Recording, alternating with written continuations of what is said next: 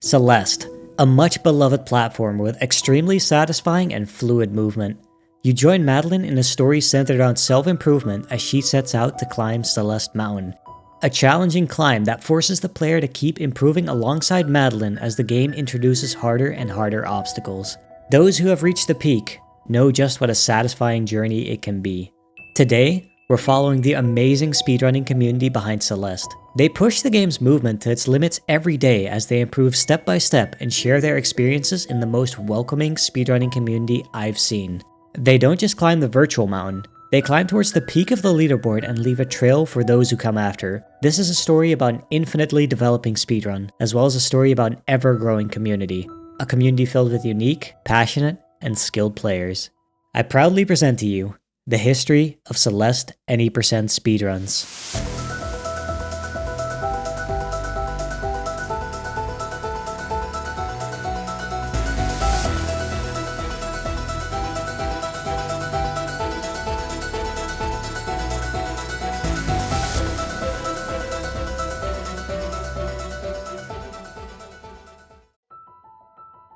Released on the 25th of January in 2018, it was instantly clear that Celeste wasn't just your usual 2D platformer. The gameplay is so satisfying and every chapter you clear feels like an achievement. Paired with a relatable story about mental struggles, the game spoke to a lot of people, including speedrunners. In some aspects, it felt like the game was made for them. One of the first things you'll notice about Celeste is the snappy movement. Turning is quick and jumps are short but deliberate.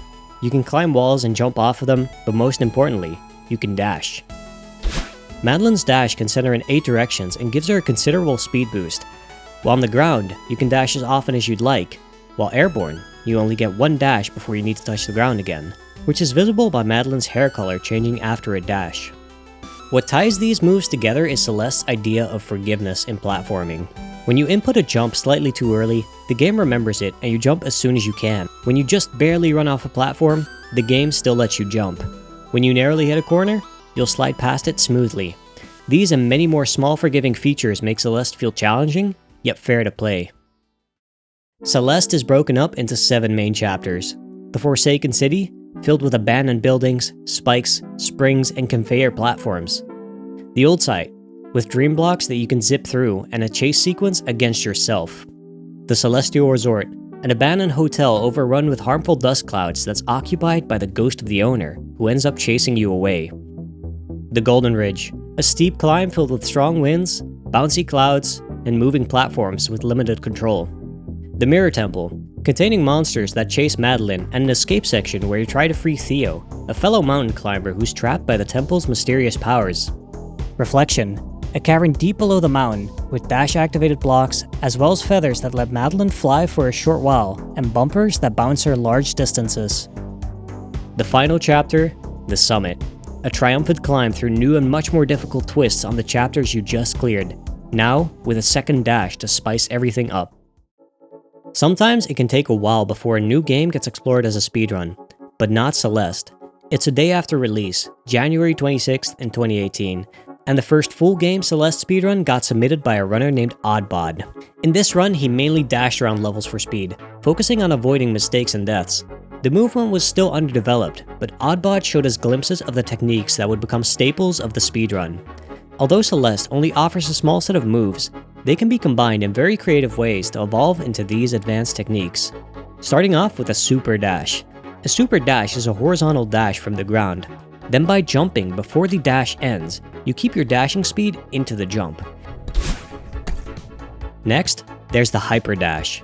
Following the same principle as the super dash, the hyper dash is performed by dashing diagonally down instead. Following this with a jump gives you an even greater horizontal speed boost than the super dash, but less height. Because the hyper dash is performed by dashing diagonally down, you can also perform it while just above the ground. This is referred to as wave dashing. These 3 advanced moves all used up your dash before jumping, so you couldn't perform another dash in the air. However, these 3 moves all have extended variants. An extended hyper dash sees you dashing diagonally down into the ground, then waiting until the end of the dash cooldown before jumping. By still being on the ground when the dash cooldown ends, you're able to reset your dash before going airborne, so you could use this for even more distance. Finally, there's the wall bounce. By dashing up into a wall and performing a wall jump while still in your dash, you could get a much bigger wall jump than usual, great for scaling heights, and much faster than climbing. Oddbod did use these techniques, mainly early in the run when they were easy to fit in, but it would take a while before we would see their full potential. However, Oddbod showed us a significant skip in the Mirror Temple. One of the larger parts of this chapter is called Search. Here, Madeline collects a bunch of keys to move on, but Oddbod had no intention of finding these keys. He moved towards the end of the subchapter, where normally you have to unlock a red bubble to pass this long section of spikes that blocks the next part of the level. But Oddbod performed a reverse extended super dash followed by another precise dash to make it to the next screen without having to gather keys. This was Search Skip. The reverse extended super dash is just an extended super dash, but you also turn around mid-dash. This allowed Oddbod to start his super dash far enough right to avoid the red spikes on the ground, and then wait until the perfect time to perform another dash to just barely grab the other side. This saved over a minute compared to collecting the keys, and it showed off the potential of combining the advanced techniques Celeste had to offer. Oddbod finished his run with a time of 59 minutes and 44 seconds, clearing Celeste in under an hour and giving a taste of Celeste's potential as a speed game. Overall, the movement may have been underdeveloped, and there were plenty of mistakes, counting up to 82 deaths in total. But Oddbod started a journey up the mountain, and many would follow his trail. Over the next day, Oddbod improved this record twice, once down to a 57-minute and 37-second time, and next to a 55:07, but he wouldn't remain alone at the top. This same day, he was overtaken by Hornlitz, another person getting in on the early days of Celeste speedrunning. She had long enjoyed breaking games and doing speedruns. Celeste was next.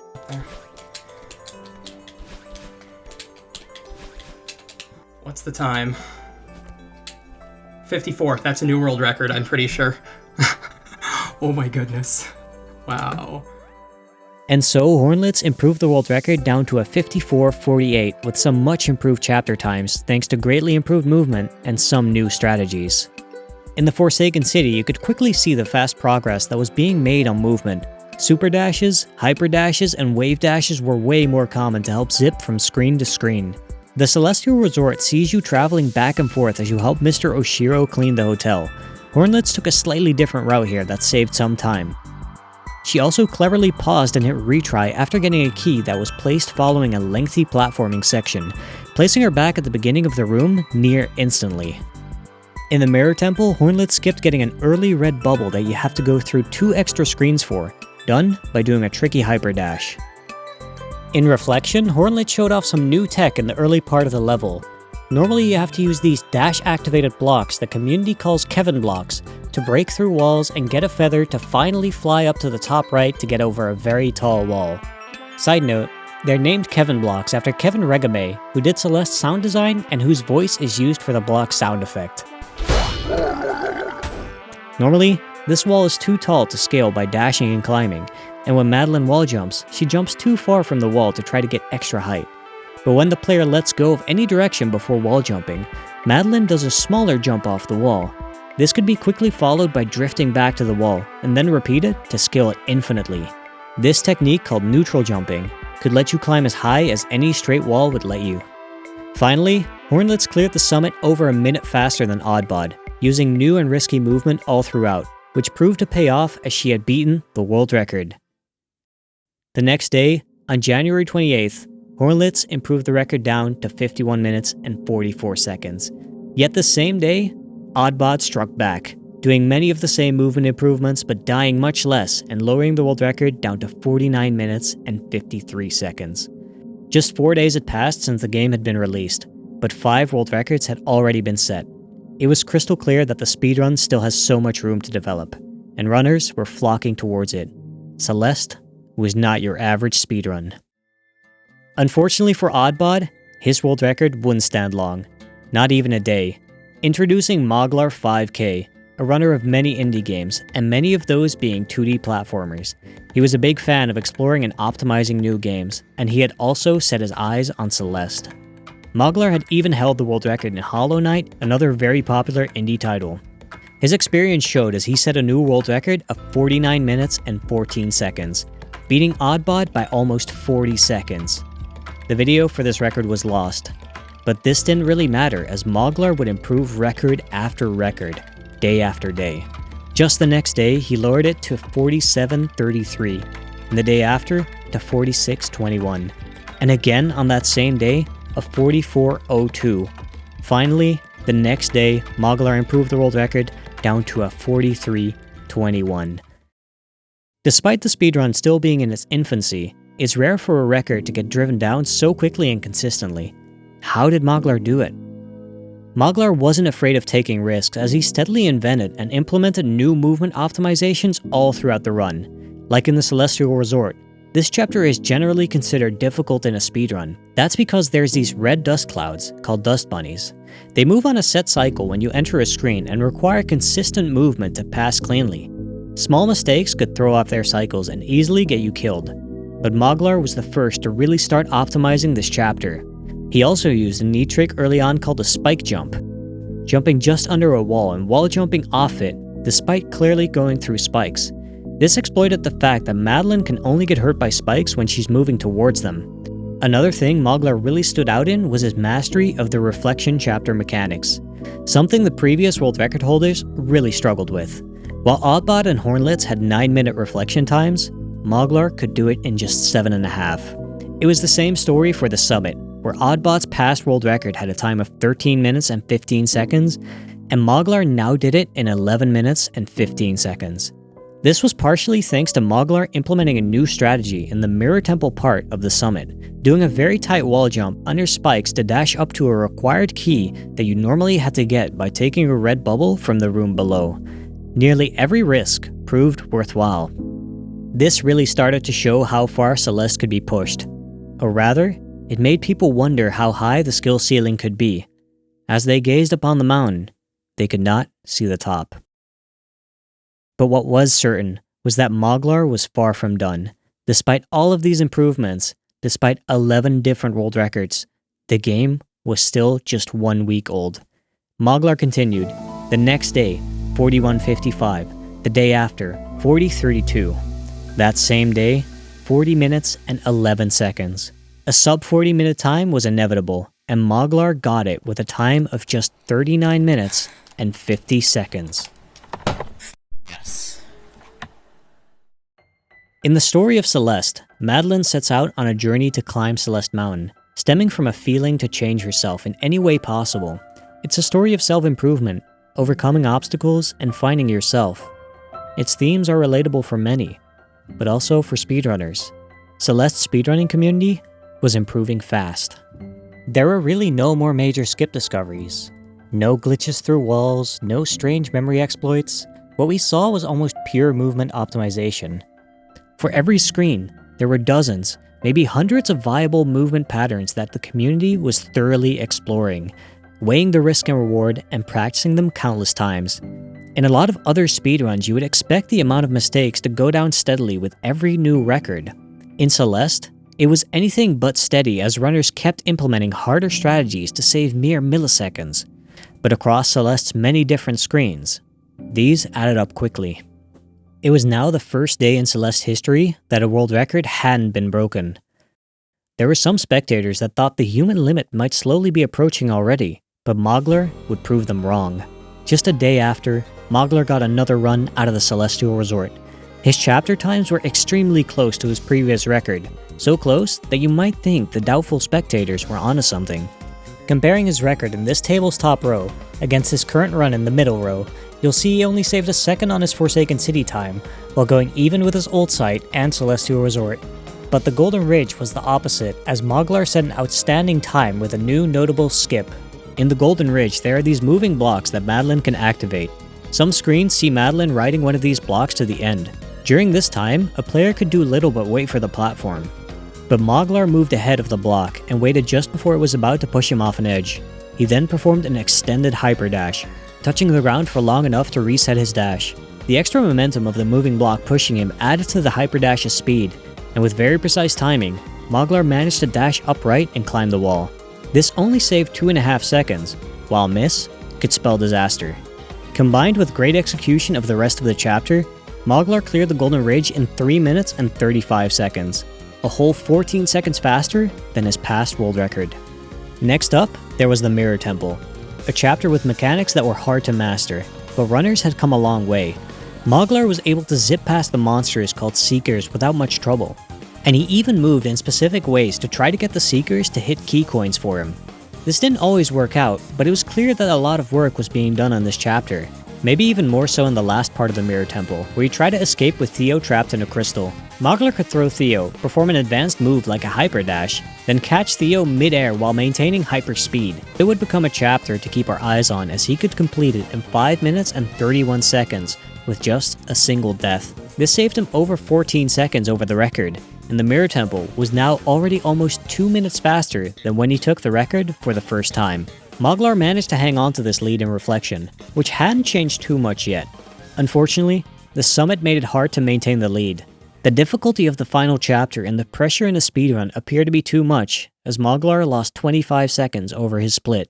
But this was nothing to be ashamed of, as his previous record had an outstanding summit time, his final time, and the new world record was 39 minutes and 30 seconds. A sub 39 would be inevitable, and Moglar was ready to get it. 2 days passed. For now, the longest time without a new world record. But the next day, Moglar got this run.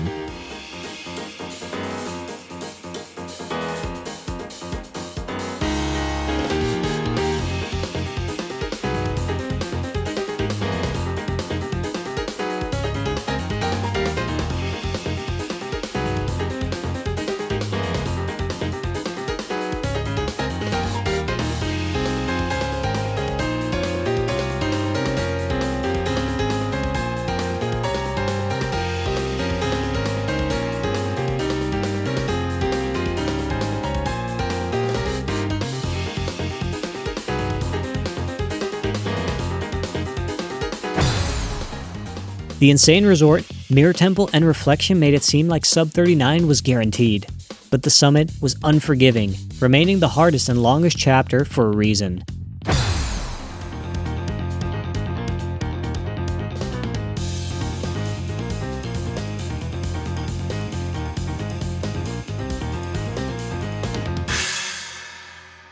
Are you kidding me? Playing at his peak for 10 consecutive minutes at the end of an amazingly paced speedrun proved to be just a little too much, as Moglar fell short of the sub 39 minute time by just 0.04 of a second. Moglar's dominance was well established, and there was no doubt about his ability to get a sub 39. This record now stood for 3 days, yet improvement seemed inevitable. But the next person to be on pace wasn't Moglar. This was Fireborn, who had a similar speedrunning background to Moglar. Fireborn was also experienced with indie games and platformers, having speedrun games like A Hat in Time and Cuphead. But more importantly, he was also a top runner in Hollow Knight, just like Moglar. And now, they were taking this rivalry to Celeste. Although Fireborn had been a step behind Moglar, he had steadily been catching up, finally getting his personal best down to a 39.46, still 46 seconds behind Moglar. But on this run, Fireborn could take the record. With the pressure of a record pace run, as well as his rival rooting against him in chat, Fireborn did it, completing the summit in just 9 minutes and 48 seconds. An amazing final split that stole the world record and the sub 39 with a final time of 38 minutes and 56 seconds. If you, like many others, thought the Celeste speedrun had been improving rapidly already, you might have to think again, because this marked a new era of competition for Celeste. Moglar would strike back instantly, following up with his own runs. He could easily catch up if he pulled off a solid run with a good summit, but he did even better, beating every single one of Fireborn's splits up to the summit. And although he couldn't match Fireborn's insane summit time, he got close with a 9:55, improving the world record by another 42 seconds and getting a final time of 38 minutes and 14 seconds. Moglar had really been pushing Celeste's movement. Every run he came with some new strats that added new risks. Interestingly, Moglar had been averaging around 30 deaths every single one of his past 7 world records. This wasn't bad by any means. Celeste is a difficult game, and yet deaths aren't very punishing. The speedrun had been in favor of inventing new movement over improving consistency. However, the next runner would change this. Introducing Cosmic Sense. He had a background in extremely difficult platforming games, spending hundreds, maybe thousands of hours in spin-offs of I Wanna Be the Guy. It appeared that these skills translated quickly as he improved his personal best from 41 minutes down to 38 minutes and 24 seconds. He was clearly very skilled in movement, being able to perform many of the optimizations Moglar had invented. But Cosmic Sense had another strength. Cosmic Sense was consistent, taking way fewer deaths than the runners before him, even being able to clear the Celestial Resort with only one unintentional death. A chapter that recently still saw up to 10 deaths. He wasn't afraid of advanced strategies either, as he performed the auto-scroller skip in the Golden Ridge, a strat that even Moglar had dropped. With these skills, Cosmic Sense was able to take the world record on February 10th, 2018, setting a time of 38 minutes and 1 second with only 16 deaths. This was only half the amount of deaths that Moglar had had in his recent records. This consistency combined with execution would become a strength that was hard to beat. Just 2 days later, Cosmic Sense was able to improve this world record, saving time on almost all of the first 5 chapters, but unable to match his reflection time before finishing strong with a 10-minute and 6-second summit, clocking in at 37 minutes and 54 seconds with another far below average death count of 17 total. But Moglar hadn't stopped improving either, as he brought in better movement in various sections in the Forsaken City. He also had much improved old sight ending movement, netting him the first sub-2 minute old sight in a world record. But Cosmic Sense's Celestial Resort proved too hard to beat. Fortunately, Moglar managed to win that time back on the Golden Ridge, despite not doing the auto-scroller skip. Then, following a closely matched Mirror Temple, a significantly improved reflection, finally followed by one of Moglar's outstanding summit times, it was a new world record of 37 minutes and 40 seconds, a 14-second improvement with 29 deaths. The new strategies had paid off. But Cosmic Sense wasn't afraid of implementing these new strategies either. 2 days later, he answered back with his own sub-2 minute old sight, followed by an even better Celestial Resort, beating Moglar's split by 18 seconds without any unintended death. It didn't stop, as he beat Moglar's Golden Ridge by 2, then saved 4 seconds over Moglar's Mirror Temple, and 9 seconds over his reflection. All of this combined added up to a new world record of a massive 48 seconds, as he set a time of 36:52 with only 10 deaths total, leaving little doubt that Cosmic Sense was now ahead of the game. Cosmic Sense's only shortcoming was his summit, which fell behind the times that Moglar and Fireborn were able to set. So Cosmic Sense improved, and only 2 days later, he got a similarly paced run, coming in with a worse beginning to mid-game, but pulling off an insane deathless reflection. But now, Cosmic Sense's summit was improved, and not just a little. Dying just 3 times on the hardest and longest chapter in the run, he beat the summit in just 9 minutes and 25 seconds, a whole 35 seconds faster than his past record, setting the new world record at 36 minutes and 29 seconds. Nothing could stop him anymore. The only thing left for Cosmic Sense was to combine his previous early and mid-game with the excellent last 2 chapters he managed this run, so he aimed to do just that.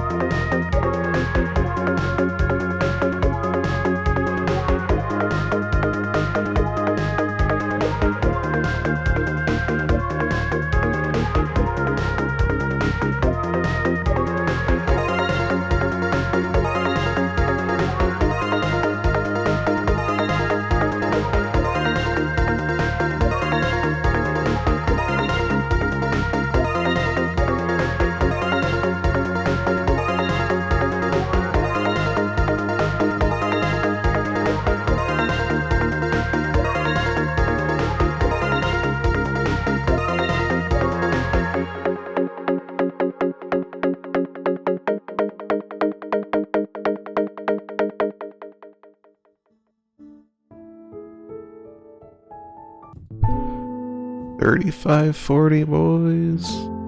Man. Pretty good. That 3540 would be the last world record we would see from Cosmic Sense. As quickly as he came, he had left. But he had undoubtedly carved himself a spot in Celeste history. Yet despite these big developments and huge improvements, the game was still just 3 weeks old. There hadn't been any game-breaking skips or glitches that suddenly saved minutes. The runners were just getting better, applying the techniques they already knew in better, more optimized ways, improving their execution and consistency. It was crystal clear that this wasn't a speedrun about breaking the game as much as possible. Instead, the speedrun was way more about improving step by step, little by little, very much in line with the game's story and theme. During Cosmic Sense's streak of optimization, Celeste had an important update. Version 1.2.1.0 changed the individual chapter timer to be more in line with the full game timer. Before, the chapter timer would stop counting down during certain events, like deaths and cutscenes, while the full game timer kept counting, notably making deaths seem less punishing than they actually were. The keen-eyed among you might have noticed that the chapter times I've been listing so far do not add up to their total runtime, and this was the cause. This patch was a welcome one for speedrunners, but it does mean that the chapter times from before are no longer a good reference, but final times for full game runs were not affected. Finally, Cosmic Sense's huge streak of optimization had come to an end, and Moglar's interest in Celeste was fading. We would see the 3540 stand tied as the second longest standing world record so far, yet it stood for just 3 days. But in those 3 days, a legend was climbing his way up. I'm a huge fan of runs with very simple controls, but near endless complexity in like how you use those controls. Celeste is just that kind of game. Like everything came together. I learned the tech and I learned like just what was possible. And I'm like, oh wow, that was, this is designed for this. This is designed for this, but it's done in a way that's like kind of sneaky. You figure it out and it becomes obvious that that's the way it was meant to be. A perfect summit will record.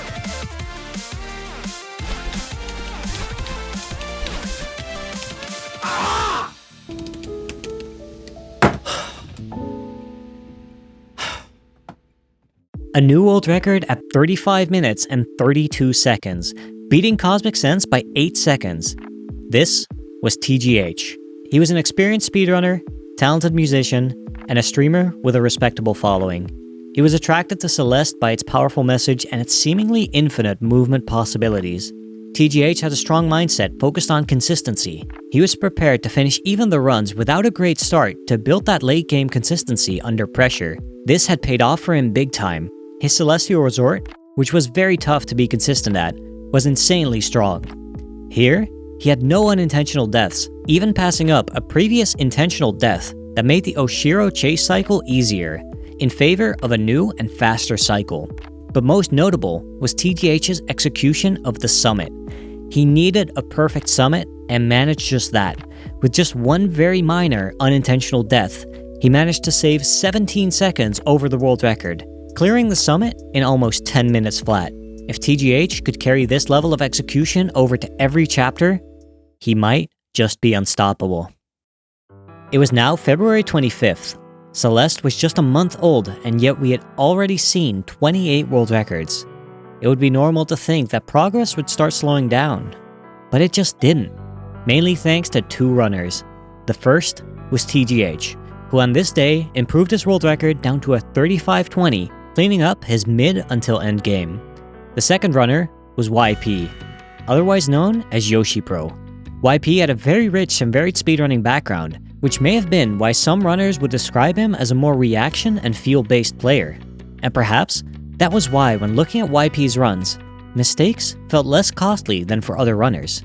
Like on February 26th, when YP just finished a very clean Forsaken City and made it to the old site, a chapter where deaths were rare. Yet YP died 3 times here, but still matched TGH's chapter time.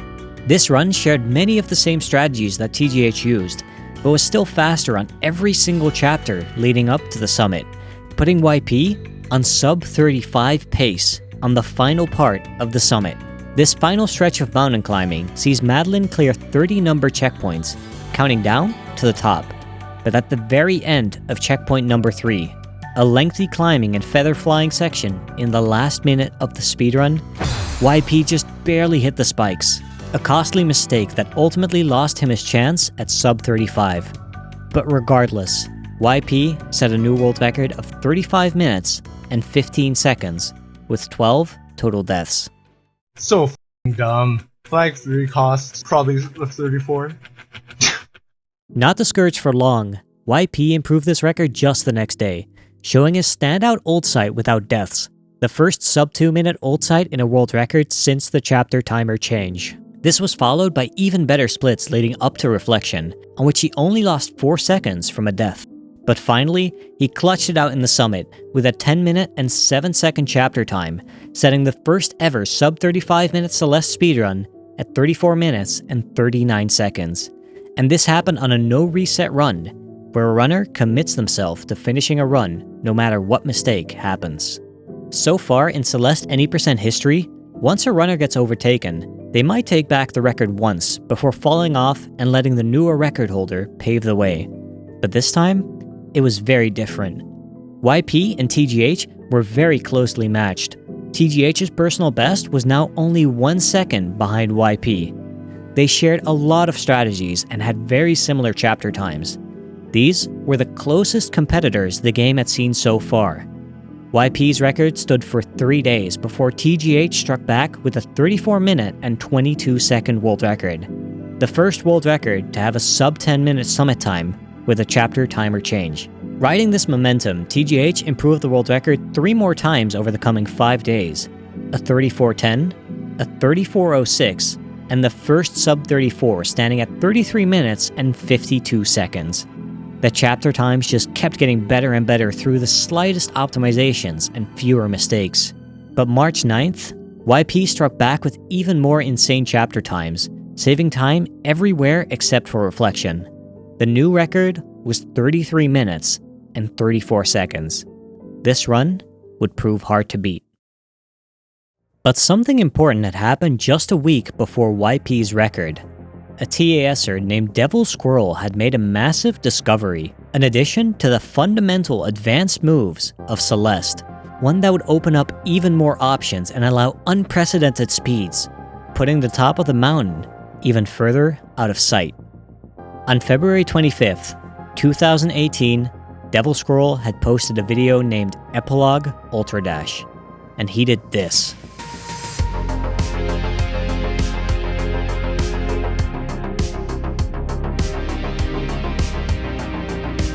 These were grounded ultra dashes. What you see here is a hyper dash, followed by a wave dash on the same frame Madeline leaves the ground, then followed by another hyper dash, and then a wave dash, chained to perfection. When you dash diagonally down with some speed already, you keep that speed through the dash, but more importantly, the diagonally down dash gives you a 20% speed boost the moment you touch the ground. Then by jumping and wave dashing right after leaving the ground, you could get this speed boost again, staying at this high speed. For reference, a normal dash is 240 units of speed. A super dash is 260 units. A hyper dash is 325 units. And the grounded ultra dash capped out an insane 390 units of speed. Using the ultra dash could also be done airborne if you had enough room to complete the dash before touching the ground. Following this by a normal jump, often referred to as a bunny hop, would transfer the ultra dash speed into your jump. The grounded ultra dashes were extremely difficult and required flat ground to be chained, but aerial ultra dashes had really high potential, even when they weren't chained together. But aerial ultras still needed favorable screen layouts to be implemented, and it would take a long time before their full potential even became clear. The option was there, but any % runners were not ready to implement it just yet. But the discovery of the Ultra Dash marked a significant change. This was one of the first bits of speedrun tech that was actually not intended by the developers. Super dashes, hyper dashes, wave dashes, wall bounces, they were all by design. A lot of it thanks to Kevin Regame, who was part of the team working on Celeste. Kevin focused on sound design, but he also did a lot of the game's playtesting, and certain skips, like Search Skip, were actually found during development and requested to be kept in the game by him. The game had been designed and updated with the speedrunning community in mind, but the Ultra Dash was the first real movement exploit that wasn't intentional. The developers decided to embrace the Ultra Dash and keep it in the game. It was considered a welcome addition that expanded Madeline's moveset and only served to expand skill expression even further. The Celeste community was blessed by some amazing developer support. It has been 3 days since YP's record, and TGH found himself on a back and forth run. In this run, he showed us an interesting new trick in the ult site. During the mirror cutscene, Madeline walks horizontally to face the mirror, but if you skip the cutscene, this movement is applied instantly, and it turned out it only applied horizontally. TGH abused this by activating the cutscene up high, which warped him into a dream block that he could then escape instantly. A very cool but minor time save. Despite this, TGH was still a little behind after the Celestial Resort. Going back and forth through the entire run, TGH entered the summit being 2 seconds ahead.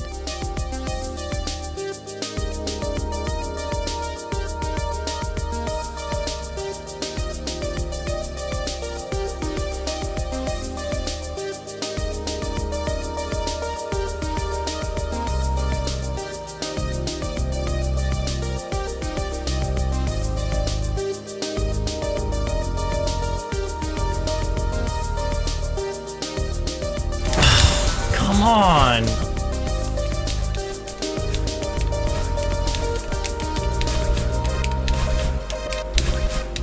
Oh my god, I did it by a second. Holy shit. I did it. World record by a second.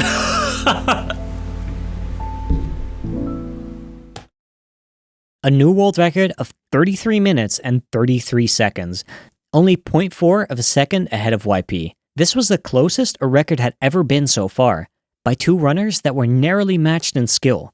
This would mark the first time in Celeste Any Percent history that a week passed without any new world records. And TGH used this week to the fullest, coming back much stronger than before, as he was now on a run that was just slightly behind his 33-33 and headed into Reflection. Reflection was still a difficult chapter to master.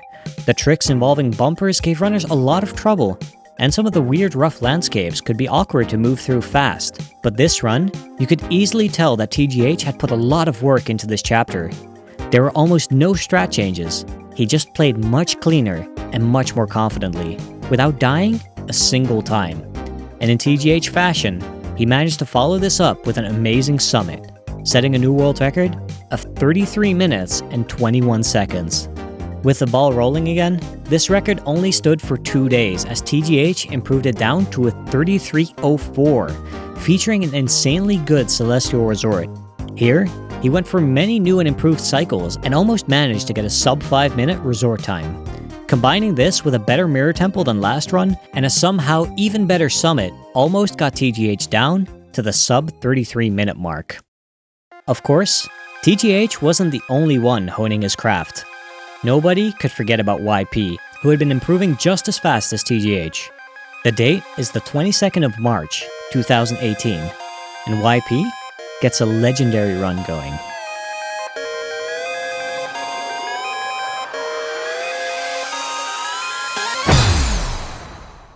YP died in the first chapter. Normally, that's an easy reset, but for whatever reason, YP continued. An insane old side followed, faster than any percent record had seen so far. A top tier resort followed, only 1 second behind TGH. An unrivaled ridge, again faster than any world record. A mirror temple with a single death, yet faster than any world record. This run had a rough start, but a somehow insane mid-game. However, YP's Reflection was not yet as good as TGH. While not dying there, he did fall behind. The summit. Sub 33 was technically still possible, but even TGH's summit wouldn't have been enough. But that didn't stop YP.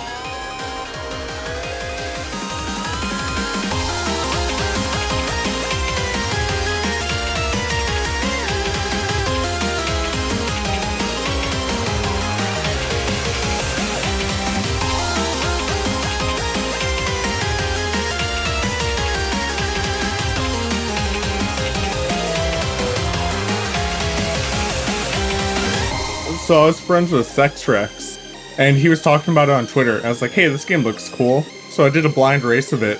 I was like, hey, this game's really fun. And I like movement-based games, and I like platformers. This game seems like it'd be fun to run. And a lot of people started picking it up, like, pretty early on. So I was like, I'll hop on, you know? Why not? It's really cool just being able to go around every level, because I felt like it was made around the movement, you know? YP is probably unlike a lot of the top runners that came after us, because YP was someone who didn't rely as much on muscle memory, but more on reactions, and they were damn good at it.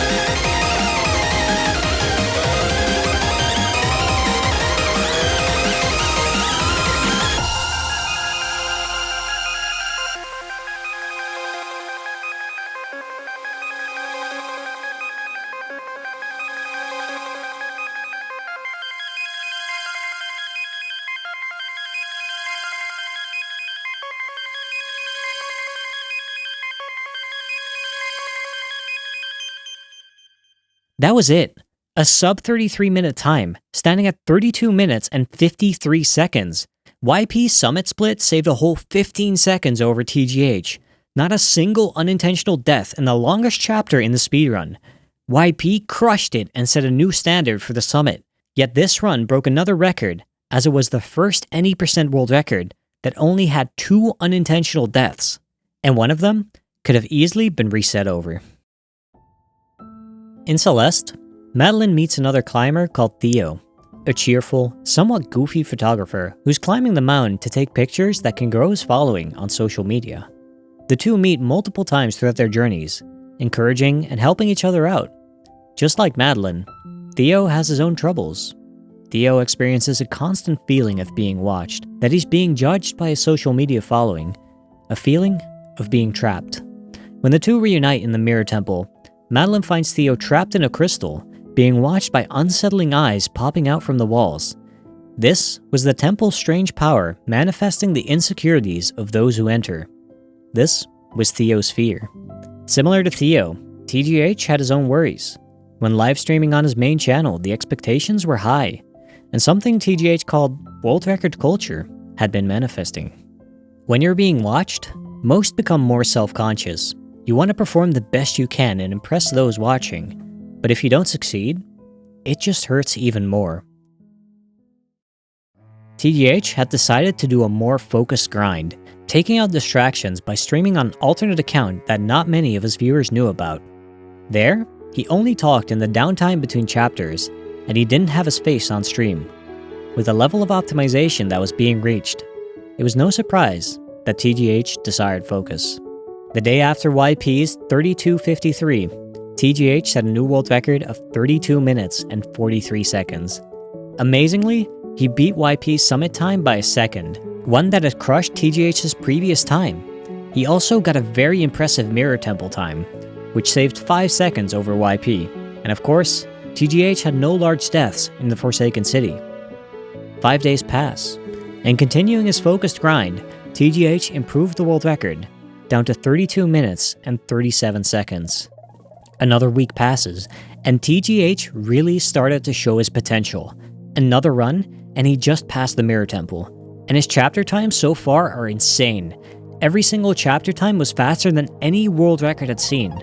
Focus TGH seemed unbeatable, coming in with better Oshiro movement leading to a sub 5 minute Celestial Resort. He showed no hesitation on the Golden Ridge, then went on to display immaculate crystal juggling in the Mirror Temple, leading to a gold split. But reflection would be costly, as TGH cleared it in 6 minutes and 29 seconds with 2 deaths. Finally, the summit.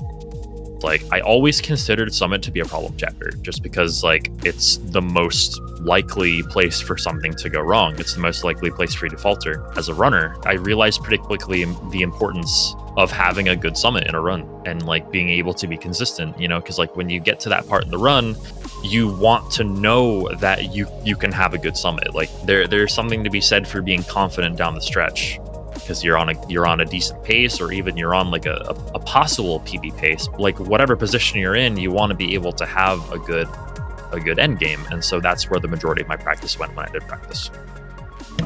There it is. With a 914 summit. TGH had set a new goal. He was going to go for a sub 32 minute time. It was going to be hard, but it was possible. He had the strategies and movement to achieve it, but he had to play cleaner than ever. Maybe his new focus could lead him there. Yet despite this determination, the 32:24 would stand relatively long. But it's easy to forget that at this point, despite 43 different world records, Celeste was still just over 3 months old. After a week, TGH got this run.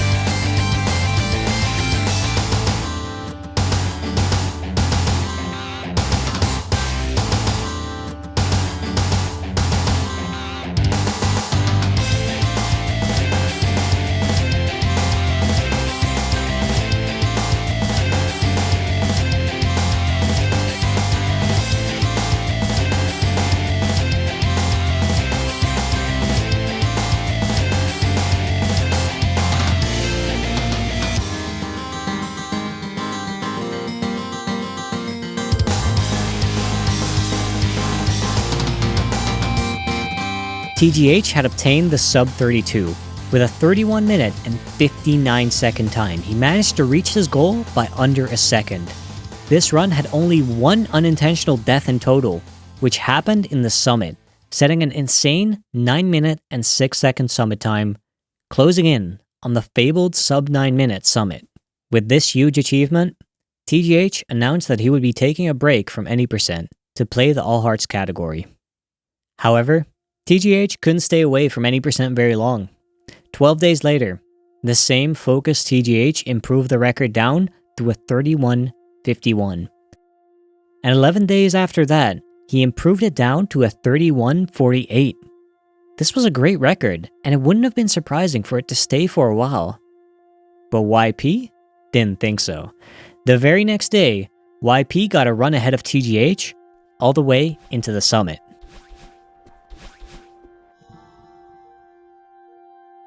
YP set a 31:48, the very same time as TGH, down to the second.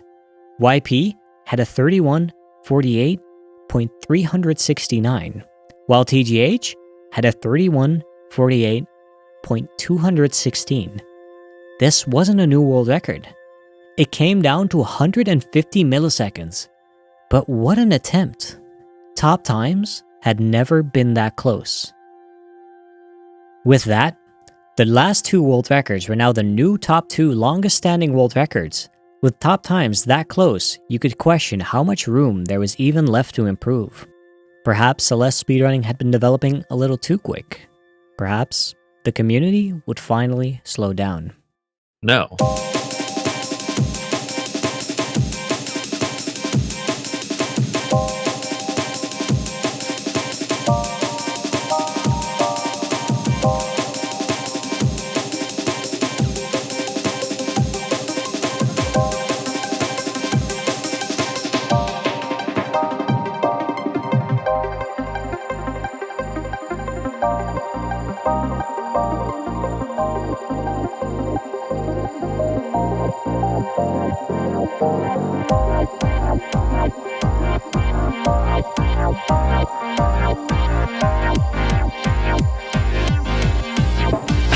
Yes, dude.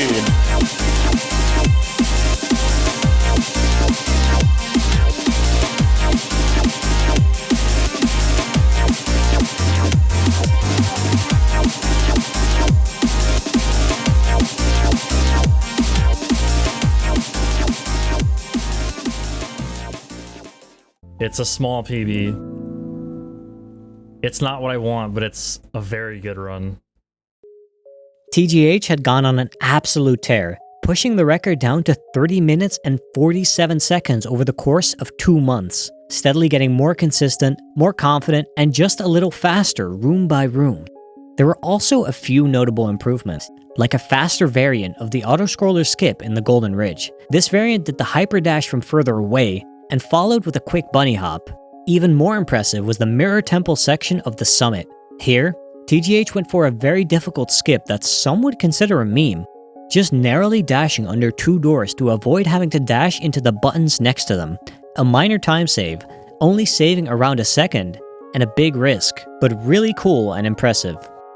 Finally, there was also Lake Skip. In Reflection, Madeline starts off in a lake.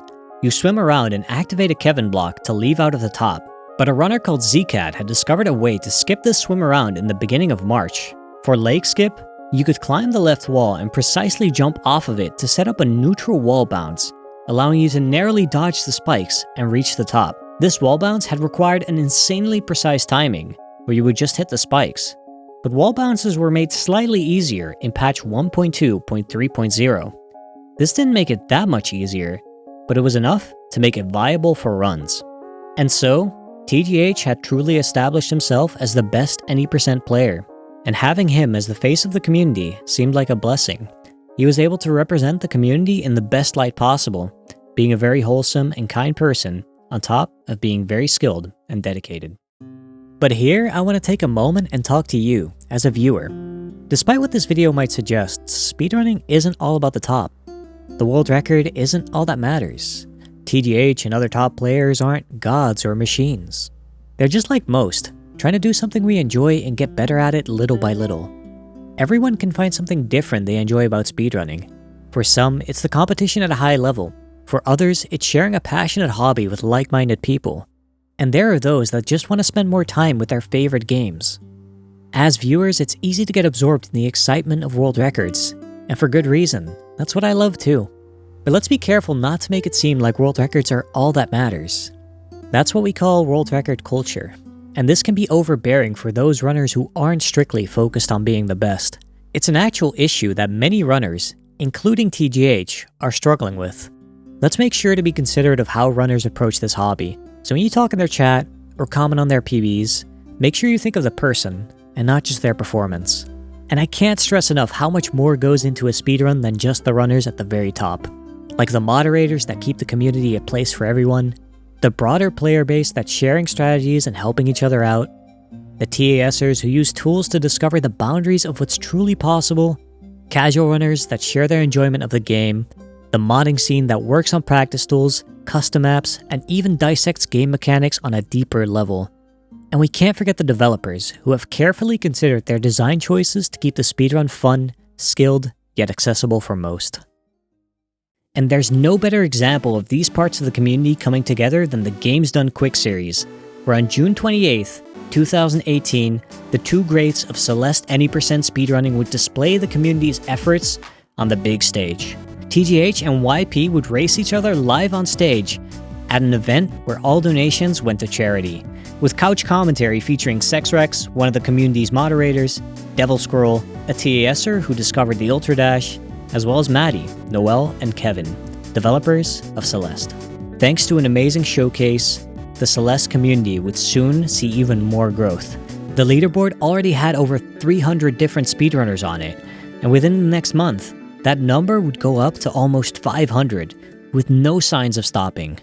But while new runners found their place, old ones didn't always stick around, as was the case for YP, who had unfortunately been running out of steam. SGDQ had put a slight pause on world record improvements, but despite the world record being better than ever before, TGH wasn't phased. It's July 4th, 2018, and TGH gets a run that's almost 2 seconds ahead into the Mirror Temple. Anything but a comfortable lead. But in the Mirror Temple, TGH did this. That was a strat commonly dubbed the Yeet. The block TGH lands on moves at really high speed the moment Madeline dashes, and by doing a hyper dash on top of it, that speed adds to yours. giving a huge amount of momentum that throws you towards the next room. With the rest of this mirror temple going well, TGH was ahead of his record by 10 seconds, partially because his record didn't have the best mirror temple. Then, he got a massive gold split on reflection, but lost some time on the summit where his record had just been too good. Final time, 30 minutes and 34 seconds. A record that would really be a challenge to beat. The Celeste speedrunning meta was going to change, and it was going to change fast. 19 days later, TGH managed to beat this record by a second and a half. A small but respectable improvement that we unfortunately no longer have a video of. But this was no problem, as the very next day, TGH continued his runs. Remember the Ultra Dashes mentioned earlier? They were mainly used in individual level speedruns so far, but TGH started bringing them into any percent. They weren't easy to fit in as they required some pretty specific circumstances, but when they did, they allowed for significant boosts of speed. TGH quickly got a decent run going that wasn't too far behind after an amazing Celestial Resort, which was just over 7 seconds faster than his best was just a month ago. But right after this, TGH's game actually crashed due to some strange controller problems, which fortunately didn't matter for the end time thanks to the in-game timer being used. Unfazed, he followed this up with a rock-solid mid to end game, proceeding to take just 1 death in the summit for a total of 2 unintentional deaths. His final time was 30 minutes and 13 seconds. All of a sudden, an unthinkable barrier seemed in reach. Could it be possible to beat Celeste in under half an hour? Was there really still that much room to grow? TGH certainly seemed to believe so. With Ultra Dashes becoming more and more applicable, the movement options were opening back up. But Ultra Dashes weren't the only piece of tech that started to be implemented into any percent. Remember the yeet in the Mirror Temple? The way we've seen that strat performed so far was incomplete. There was still one important piece missing that TGH had been trying for, but hadn't managed to hit in the record yet. The full yeet sees you keeping the huge amount of momentum into the room after, sneaking below the moving platform and making it to the other side without having to go around the convoluted way. But how did TGH keep that momentum for so long? The key lies in the upright dash into the corner. Normally, any dash other than the diagonally down dash resets your speed at the end of it, but TGH managed to keep his speed by cancelling this dash with what's called a corner boost. The corner boost is a technique where you get within 3 pixels of a wall, then perform a climb jump.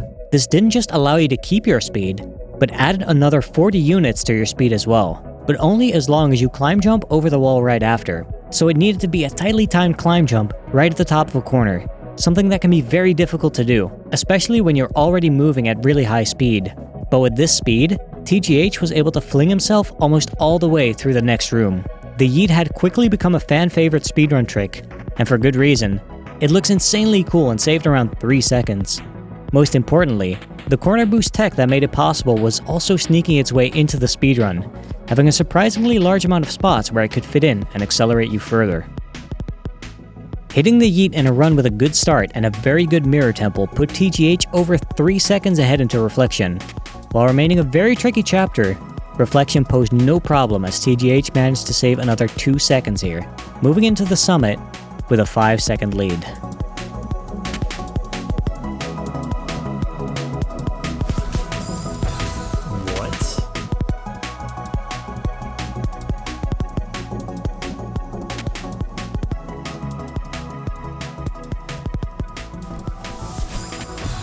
What the fuck? Dude, are you serious?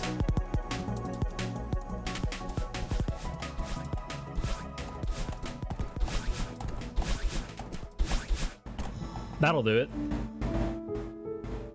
That'll do it. Oh, God. I want to say that the deaths on 3000 did not cost me sub 30. Like, the more I run, the more I realize how possible this is, and it blows my mind. Although it really shouldn't blow my mind. We should know, you know, for the last month we've been saying, oh, like, I couldn't even have imagined this being done a month ago, and then a month passes and all of a sudden it's possible. With a 30-minute and 9-second run, it seemed ever so possible that the sub 30 would be reached. Though not everyone believed, and a tweet appeared from none other than TGH himself. Sub 30 will literally never happen. It's impossible. A lie, a myth, a farce propagated by the government to mislead the ignorant. Anyone who thinks it's possible is stupid and should feel ashamed and can wallow in their own lack of intelligence. This is an irreversible fact of speedrunning and simply cannot be challenged. Go cry about it, nerds. But this was clearly a sarcastic meme, and dare I say it, a legendary one. The very day TGH sent out this tweet, he continued doing runs. Sub 30 may have still been quite far off, requiring over 9 seconds of time save. But it didn't stop TGH from trying, and a glimpse of hope appeared as TGH completed the Golden Ridge, with a golden split being 6.6 seconds ahead, a lead he'd be hard-pressed to keep as his record's mirror tempo was outstanding. Following a still really solid tempo, the lead dropped to 4.5 seconds. The same happened for Reflection, which was also performed insanely well on his record. The lead dwindled down to 3.5 seconds. Perhaps a sub 30 was too much to ask. But the fire in TGH's eyes burned strong. It wouldn't be the first time that he surpassed his limits in the summit.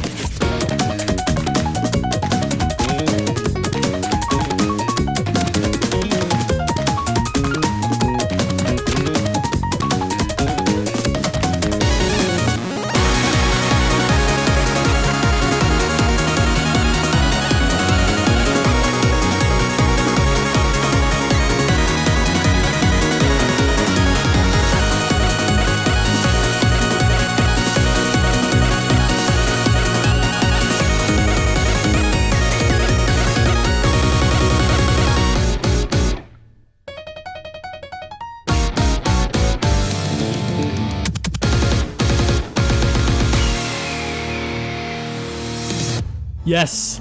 Yes, dude! Oh, it happened.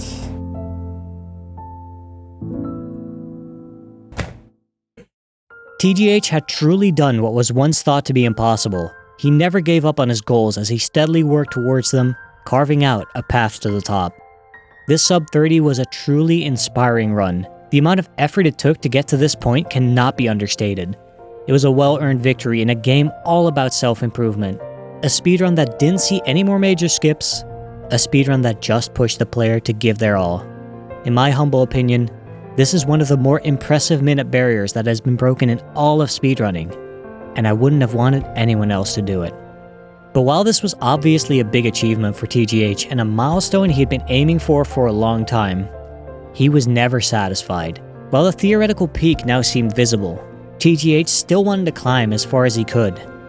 11 days after the sub 30, TGH improved the record down to 29 minutes and 55 seconds by improving his summit time even more. Around this time, the Mirror Temple was really being pushed to its limits. Not many strats had changed, but TGH was becoming much more consistently fast by consistently getting good yeets and great Theo juggles. The chapter times that had been hovering around 4 minutes and 20 seconds were starting to drop to 4 minutes and 10 seconds. Through various different paces, these consistent Mirror Temple improvements led to TGH improving the world record down to a 29:54, a 29:51, and a 29:47, even going down to 29 minutes and 41 seconds. But the gaps of time between world records were getting bigger and bigger. While only a few months ago there were often more than 10 world records each month, there had only been 2 in the past 36 days. This was still very fast improvement, but that skill ceiling that had always seemed so far out of sight was starting to feel more and more real. With TGH seemingly being the only one who could play to this level, and records becoming more rare, perhaps the Celeste Golden Age had passed. It was September 28th, 2018, and it seemed that TGH had firmly planted his flag at the top. Other runners were pretty close, like Fladervi, who had a 30:16, and M-Sushi with a 30:31. It still seemed unlikely that TGH would be overtaken anytime soon. But nobody expected the changes Celeste speedrunning would be going through. Suddenly, a large new discovery appeared in the Celeste community Discord. It was Demo Jameson, a well-known TASer in the community. What he had figured out is that it's possible for Madeline to remain crouched while dashing in the air. By holding down on the first frame of a dash and switching to your intended dash direction before the 5th frame, the game puts Madeline in a crouched state while still dashing in the direction that you wanted. While this may seem like a minor change, it actually had huge theoretical implications for the speedrun. The most visible use was to skip the Celestial Resort key you need to obtain soon before the Oshiro fight. Normally, there's a bundle of dust bunnies blocking your way, so you'd go to the room beneath, get the key before unlocking the way back up the other side. But these dust bunnies actually had a tiny 4-pixel gap between them, and Madeline's crouched hurtbox just so happened to be 4 pixels tall. This meant that with pixel-perfect accuracy and the new crouch dash technique, you could fit through this bundle of dust bunnies and skip having to get the key. This could theoretically save a massive 10 to 12 seconds, a huge discovery. The technique of crouching while dashing was aptly named after the one who found it. This was the Demo Dash. Yet Demo Jameson himself quickly wrote off the resort key skip as TAS only because of its pixel-perfect accuracy and the tight inputs required, but runners were frantically labbing and practicing it anyway, figuring out the different places where they could apply the Demo Dash and trying to find ways of making it more consistent. And soon, a runner named Marlin posted a way to do the resort key skip consistently, and another high-level runner called Babai posted a similar setup. Both of these setups had a similar idea. You'd grab the bottom of the wall below the dust bunnies and climb up to line Madeline up with an exact pixel, then do a full height climb jump. This abused the fact that Madeline slows down towards the peak of her jump as she starts falling back down, and lined up that short timing window with the exact pixels you're trying to get to, effectively making the timing to get through much more lenient and making the resort key skip actually humanly viable. This kind of time save was unheard of this late into the speedrun's life, and with the community going crazy trying to apply demo dashing wherever they could, it would eventually become a very fundamental part of the speedrun. For top-level runners, this now meant that 10 to 12 seconds were up for grabs, and TGH took full advantage. On October 16th, 2018, he set the first ever world record using the resort key skip, clocking in at 29 minutes and 35 seconds, a 6-second improvement. But this wasn't the only milestone on this day. As second place runner, Fladervi managed to set the second ever sub 30-minute speedrun at 29 minutes and 54 seconds. Although his time was still considerably behind that of TGH, Fladervi's runs showed promise. He just didn't have a good run tying it all together yet, but Fladervi was definitely a top contender. During this time, there was a big Celeste speedrunning community event going on. It was the 2018 Celeste Any tournament. Most of the top players were entered. Of course, including the first and second place, TGH and Fledervy. They both made it to the semifinals where they first faced each other, and Fledervy managed to make the upset, beating TGH. But TGH climbed back through the losers bracket, and the two met again, this time in grand finals. This was going to be a best of 3 races, and TGH won the first race, leaving Fledervy on the back foot. But nobody expected what happened next. Okay. Fledervy needs a 336 summit to get the world record here.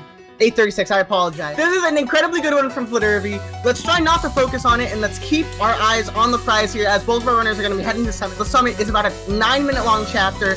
We have 2 dashes. If you thought one dash was hard, and you thought that was going fast, wait till we have 2. This game is incredible. He's just got to stay focused, keep the pace out of his head until it's over, because there is a lot on the line here. And of course, there's no reason to get overexcited now.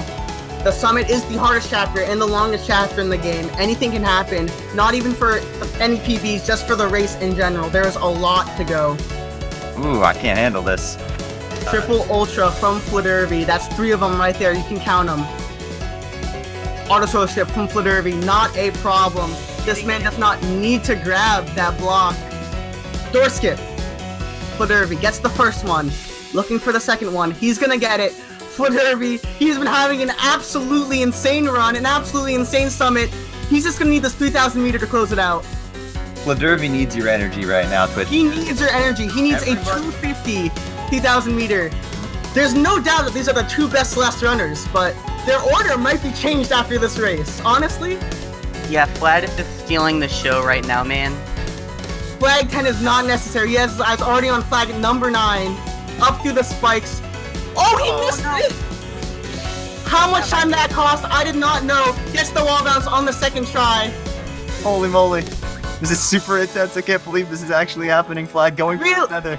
Some bad mistakes. Flag number 3 needs to be playing very well for these last 2 flags. Flag number 2 gets the refresh gem off the spring. Wall bounce into these refresh gems.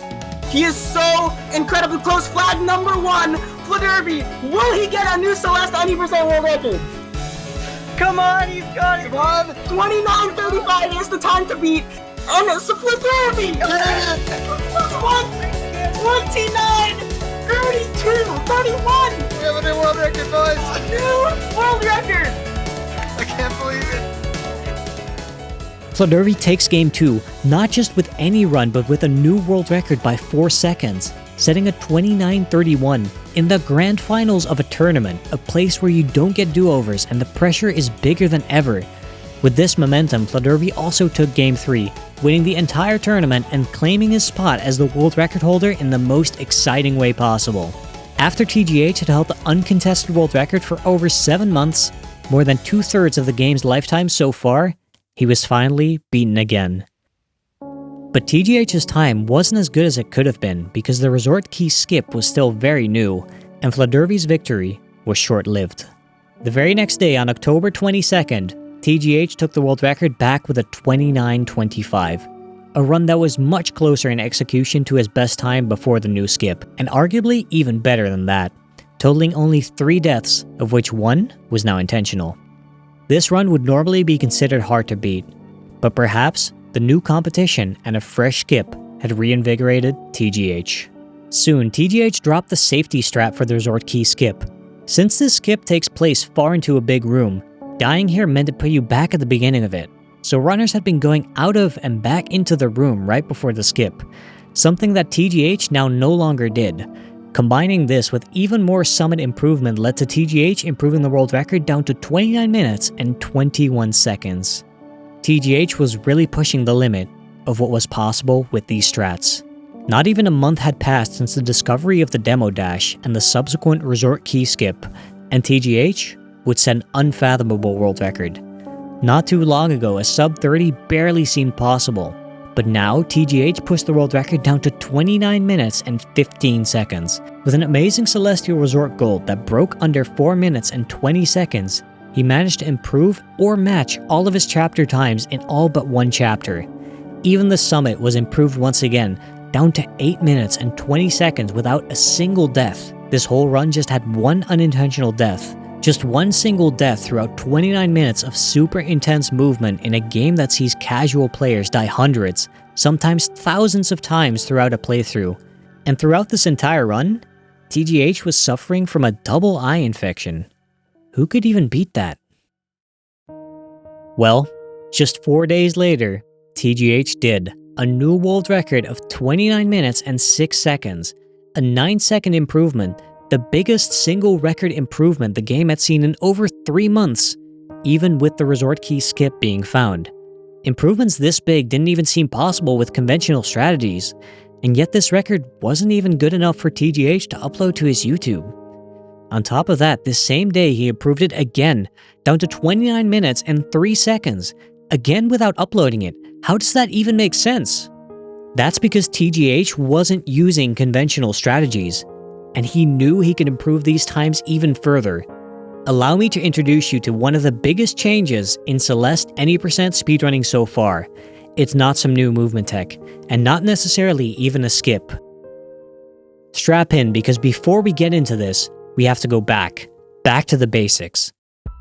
Celeste's base game consists of 7 main chapters: the Forsaken City, the Old Site, the Celestial Resort, the Golden Ridge, the Mirror Temple, Reflection, and finally, the Summit. These chapters are all challenges in their own right already, but for those who desire even more of a challenge, the developers also made extra hard variants of these chapters that are usually seen as endgame content.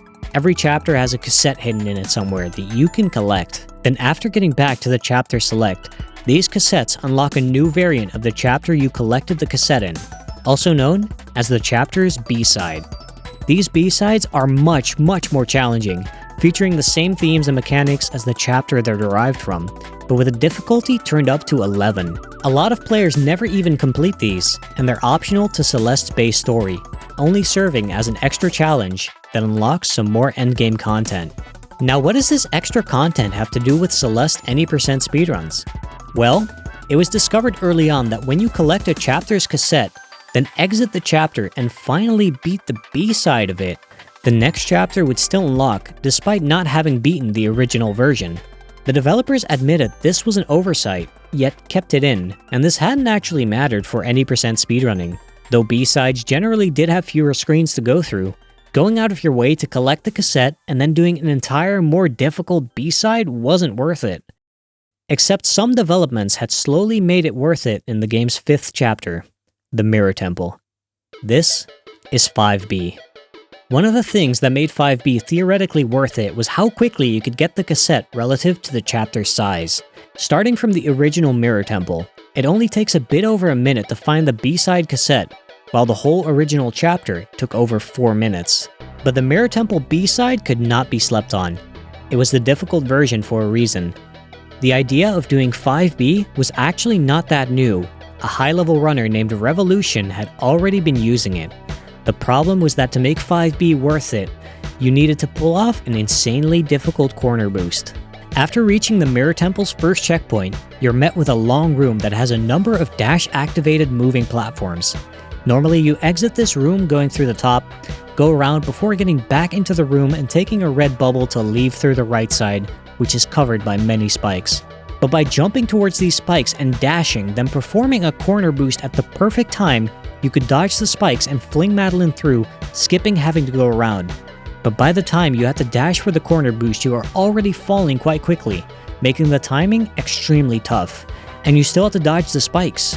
Missing it just once would already cost you a lot of the time you would otherwise gain by doing 5B. Then you still have to execute the rest of the B-side, which already had the difficulty turned up, with spikes everywhere, tight falling sections, a trick that used the Seeker's waking up explosion to skip under some breakable walls, and even parts where you juggle Theo's crystal mid-air. 5B was reasonably written off by most top runners. But something changed. Introducing Bub's Drop, a new bit of tech that was accidentally discovered and named after top runner Babai.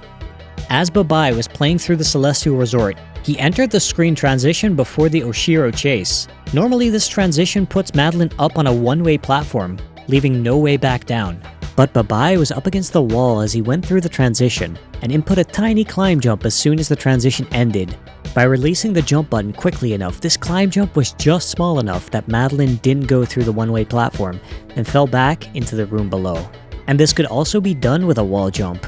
On its own, this didn't seem applicable for the speedrun at all, but it was Demo Jameson who came up with an idea.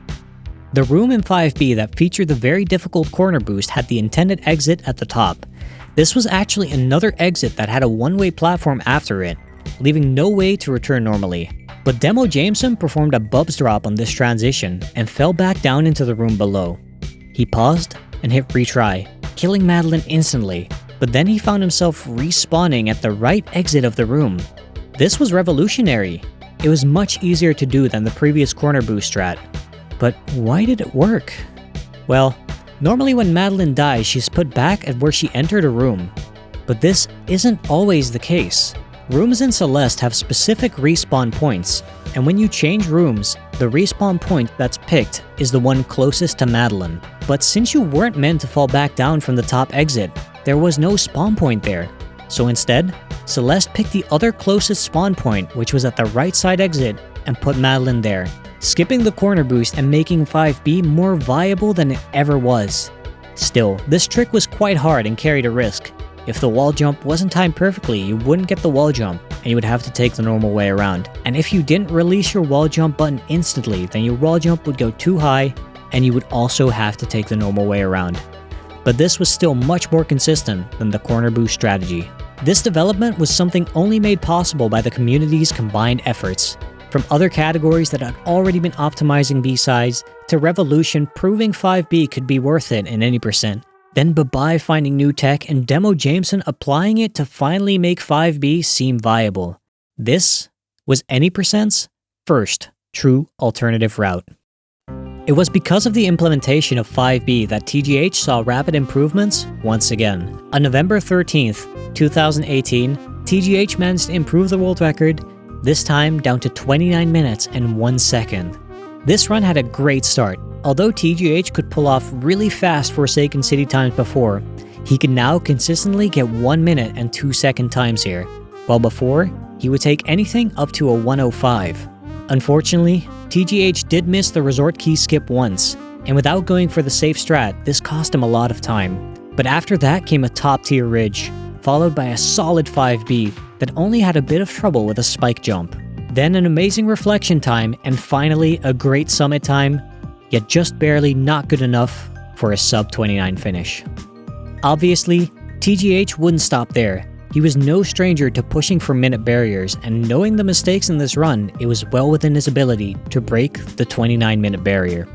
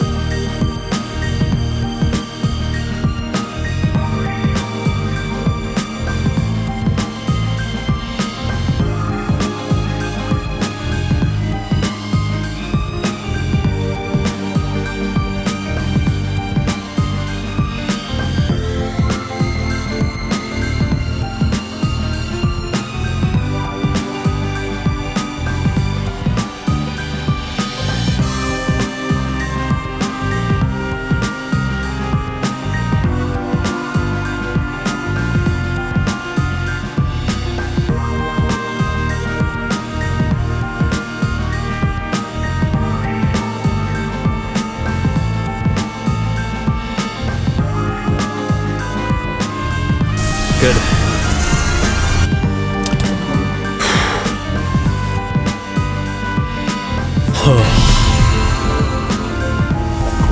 This is crazy.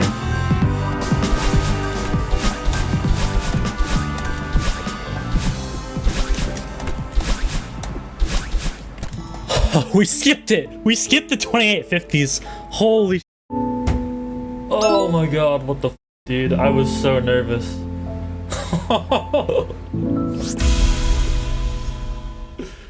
It had been done. A minute barrier that nobody would have expected, just a few months ago was now shattered as TGH set a 28-minute and 49-second world record, not even keeping it close.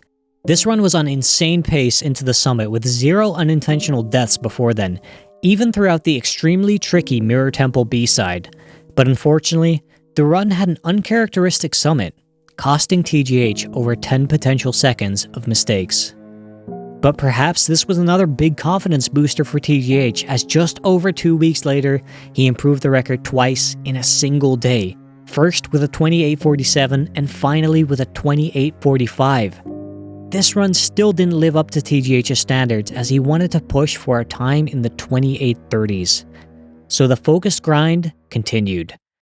Come the 7th of December 2018, TGH managed to lower the record down to 28 minutes and 41 seconds, just over a second away from his new goal. But if anyone could do it, it was TGH.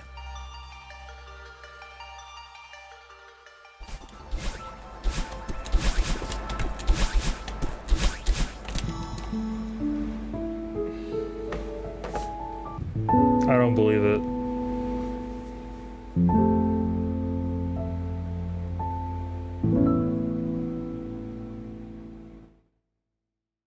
With TGH just narrowly missing his goal, he decided it was time to take a small break before focusing on all chapters, which he would run at HDQ in January 2019. But it was safe to assume that TGH would come back stronger, like he always did. With Celeste's newest longest standing world record set by TGH, the calendar flipped to 2019. By now, Celeste had only been out for just under a year.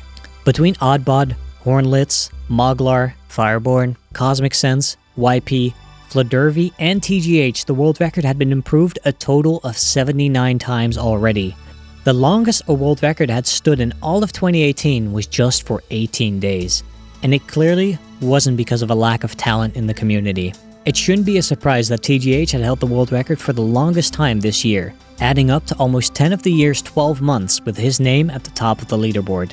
Developments of the game had come a long way, while staying true to the core of the speedrun. A speedrun focused on movement and getting better step by step. Finally, a moment of rest.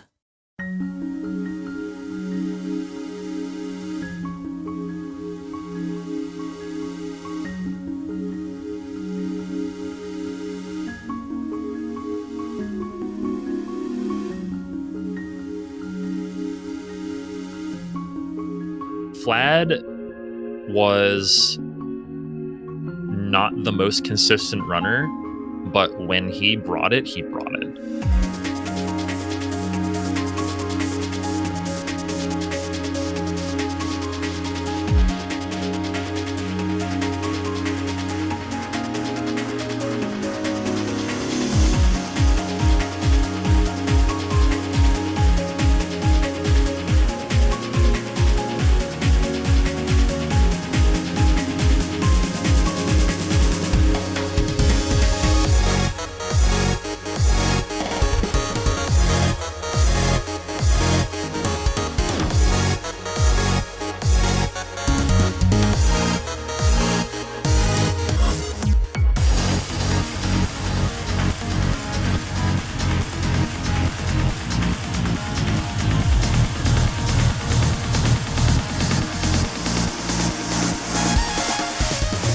Fledervy. He once again managed to overtake TGH, pulling off the best summit a world record had ever seen so far when he needed it most. And so, he beat TGH to the 28.30s. First, it was the miraculous race world record and now one of the most clutch finishes in the game's history. Fledervy's runs were something special. While TGH had been extremely dominant, the community was never far behind, and this small break was all Fledervy had needed. The new year had started with a new champion. But the top of the leaderboard wasn't the only thing that changed. Fledervy taking the record was just the prologue to something greater.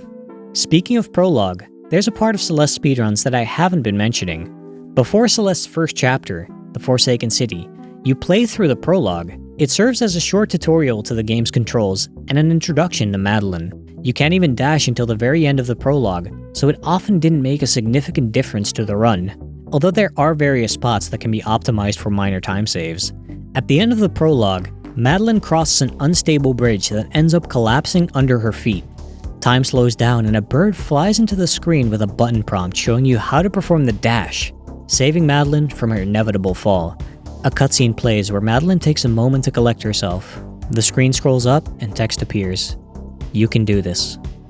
This cutscene was quick and served to reinforce the game's message. It was also the only unskippable cutscene in the run, or so it was thought, until a runner named Crichter23 was practicing for blindfolded runs and just so happened to accidentally frame perfectly hit skip cutscene by pausing just before the bird flew into the screen.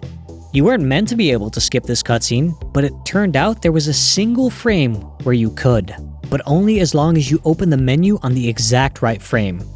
This was prologue skip, and it could save around 15 seconds.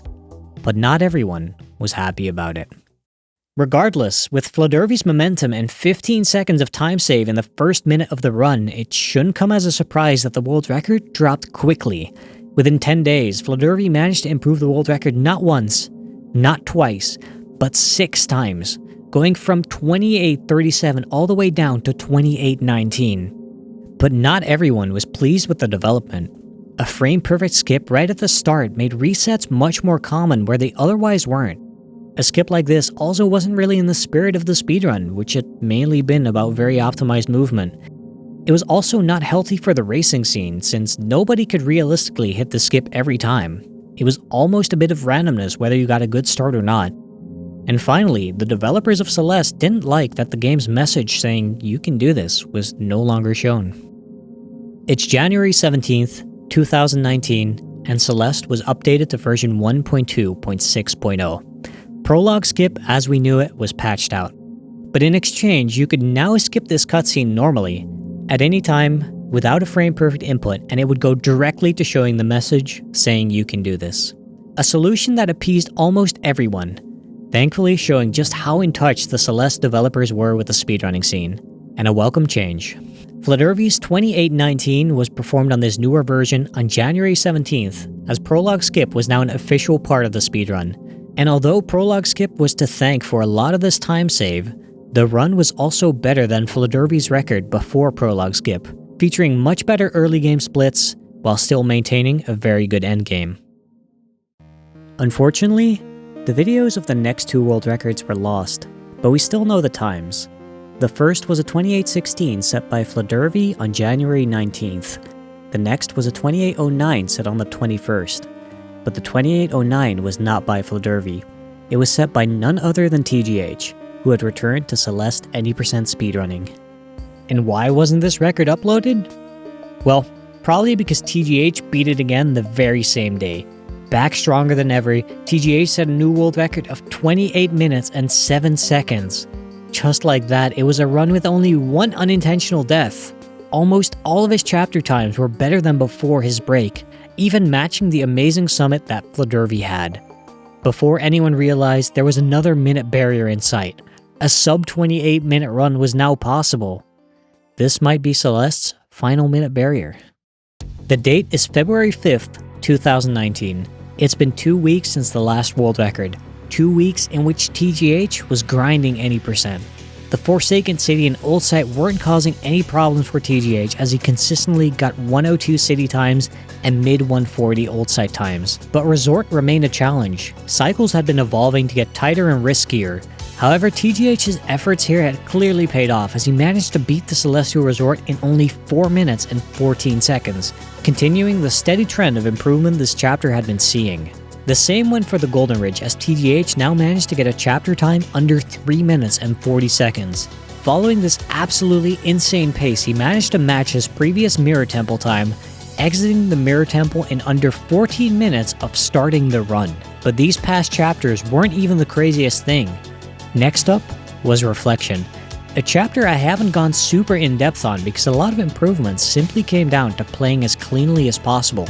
But that was actually something that was incredibly difficult in this chapter due to its tricky mechanics and its overall length. But TGH had clearly been putting in a ton of effort into this chapter, while previously his reflection times were generally just over 5 minutes and 40 seconds. This run he cleared it in 5 minutes and 36 seconds. The pace was incredible. All that was left between TGH and a sub 28 minute time was the summit.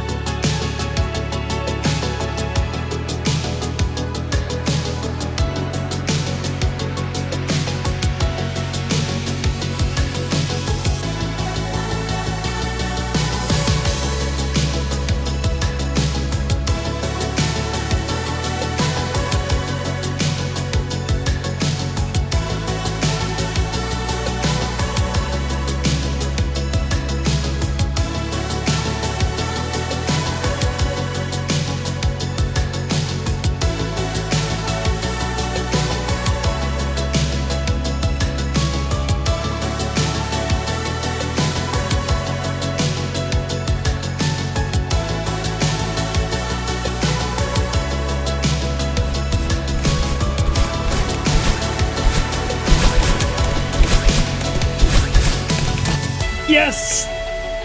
Yes! Yes! Yes! Oh my god. What a fucking run. What a run it was. When comparing his chapter times to any previous world record, you'd be hard-pressed to point out any mistake. The only thing you might spot is the less than perfect, yet still amazing summit time. This was the first world record since Celeste had turned 1 year old. And what a way to celebrate. TGH's 27:55 time left many wondering just how you would beat a run like that. While the rest of the leaderboard wasn't that far behind, it was still hard to imagine anyone catching up. While TGH would continue to attempt to improve this run, this might have been a lot to ask. The 27:55 is crowned the newest longest standing world record as a month passes with few signs of improvement. Seemingly desperate, TGH had even been taking runs with a death as early as the Forsaken City, only to fall behind further throughout the run.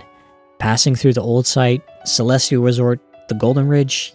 Yet, TGH didn't seem discouraged. He grabs the Mirror Temple's cassette, hits Bub's drop, and gains back just a tiny bit of time.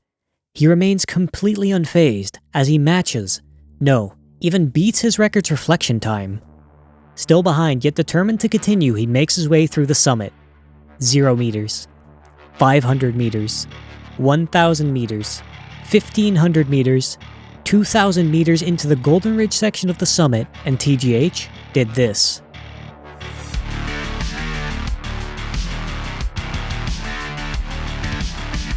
That was the Summit Golden Ridge Auto-Scroller Skip. There had already been a way to skip part of this auto-scroller, but this version is considerably faster. Using just the tiniest gaps and ledges around the spikes, he managed to narrowly parkour his way over to the end of this room, finishing with an upright dash into a spike jump to clear the screen without riding the moving block at all. This just saved TGH over 2 seconds, while his summit so far was already immaculate. Hope started to return, as TGH reached 2,500 meters.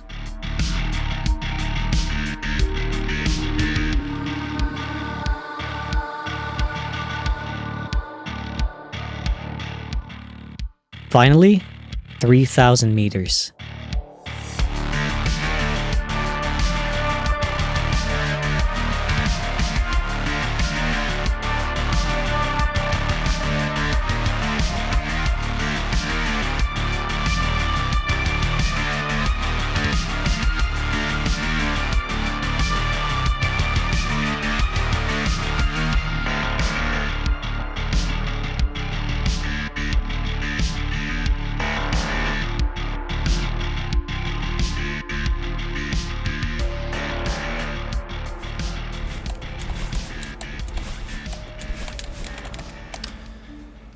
Well, there's a new world record. Out of nowhere. Just as surprised as everyone else, TGH had set a new world record of 27 minutes and 52 seconds with just the most insane summit. a summit time of 8 minutes and 10 seconds.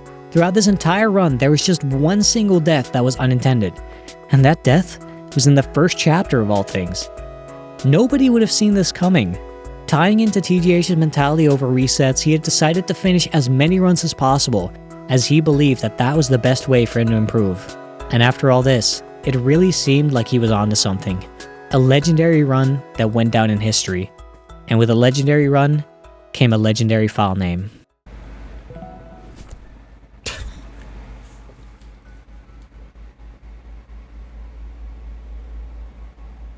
You gotta be kidding me.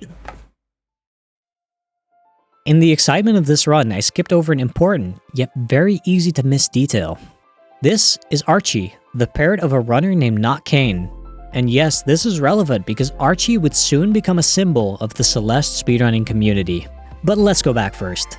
Another very high-level runner called Phoenix 4K had made an important discovery in the way Madeline interacts with bubbles. When Madeline enters these bubbles, she can go in any of 8 directions from where the bubble started. It turned out that the bubble remembered Madeline's state as she entered it, which didn't really matter because she would pretty much always jump or dash into it anyway. But Phoenix 4K abused the fact that Madeline is forced into a crouching state for a short while when she does a downwards dash into the ground. Quickly dashing into the ground before dashing up into the bubble meant that Madeline was still in her crouch state as she entered the bubble. Now Madeline has her smaller crouching hitbox as she traveled with the bubble. A demo dash works for this too, as it also puts you in a crouch state while airborne. This strat is Archie, a very minor strategy in theory, but it had applications. TGH used Archie in the Golden Ridge to be able to take a bubble upright past the spikes that would normally hit Madeline, but not with Archie, allowing him to do this room slightly faster. There were other applications too, but this was the only real notable one in the Any% speedrun at this time. It was a nice little bit of tech, and for whatever reason, Phoenix decided to name it after the parrot of his friend, Archie. Perhaps because the bird was cute and the name was a bit random. Archie the parrot became a meme, as well as a symbol in the Celeste community.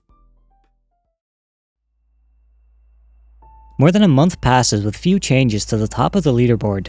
Though a runner named Nero X2 had been making his way up, he's well known in the SM64 and Mega Man communities, and was now just behind Fledervy on the edge of the 28-minute barrier in Celeste.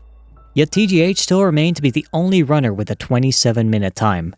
While his record may have had a death in the Forsaken City, the rest of the run was just so good.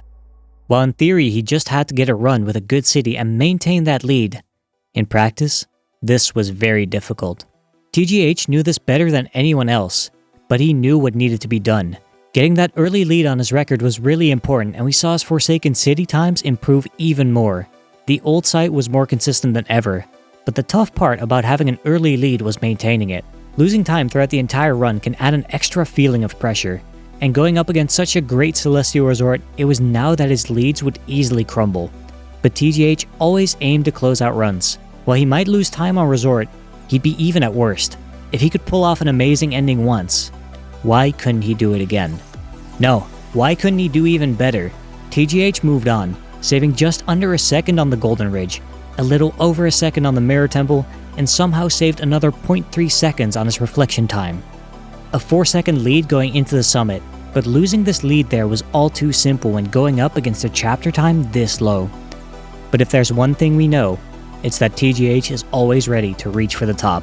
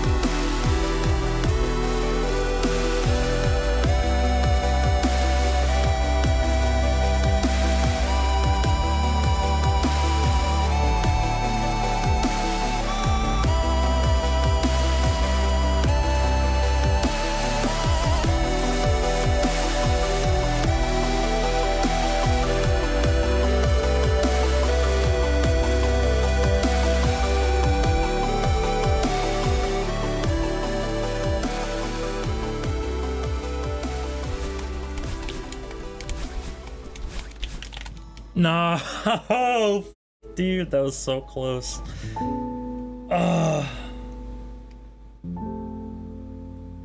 It's still a PB and a world record.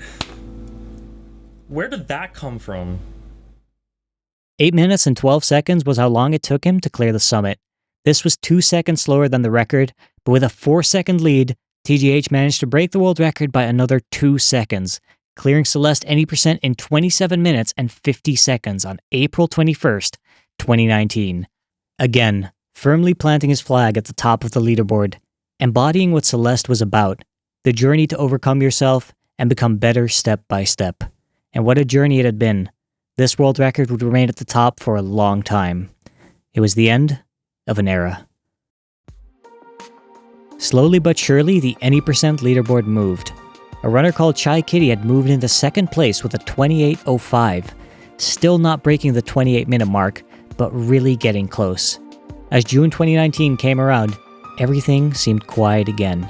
But after just over a week, Chai Kitty ended up just short of getting a 27-minute time, with a new personal best of 28 minutes flat, just 10 seconds behind TGH.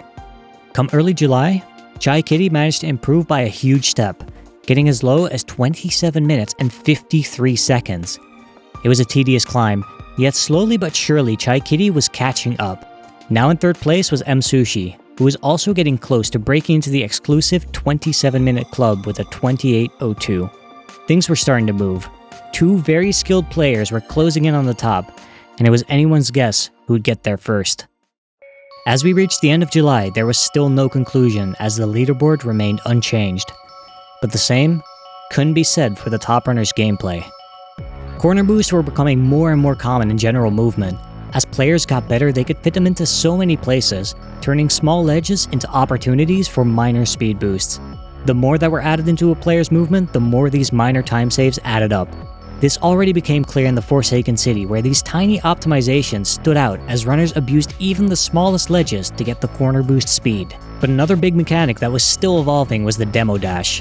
While at first it was mainly used for resort key skip, it was soon figured out that it could make certain tricks more consistent by also using Madeline's shrinked hurtbox. Like during door skip and the summit, making the timing just a little more lenient, showing how demo dashing was generally useful for getting through tight gaps easier. But it also had huge general movement applications. Unfortunately though, demo dash inputs were tough, making them not that practical. But runners had figured out that they could abuse Celeste's input priority system, basically meaning that with clever configuration of their controls, a demo dash could consistently be done with just one button press. This made other movement applications with demo dashing much more practical. Hyperdashing, one of the most fundamental techniques, doesn't only rely on dashing diagonally down. The most important part was being in a crouch state while dashing and then jumping. And that crouch state was normally caused by the diagonally down dash.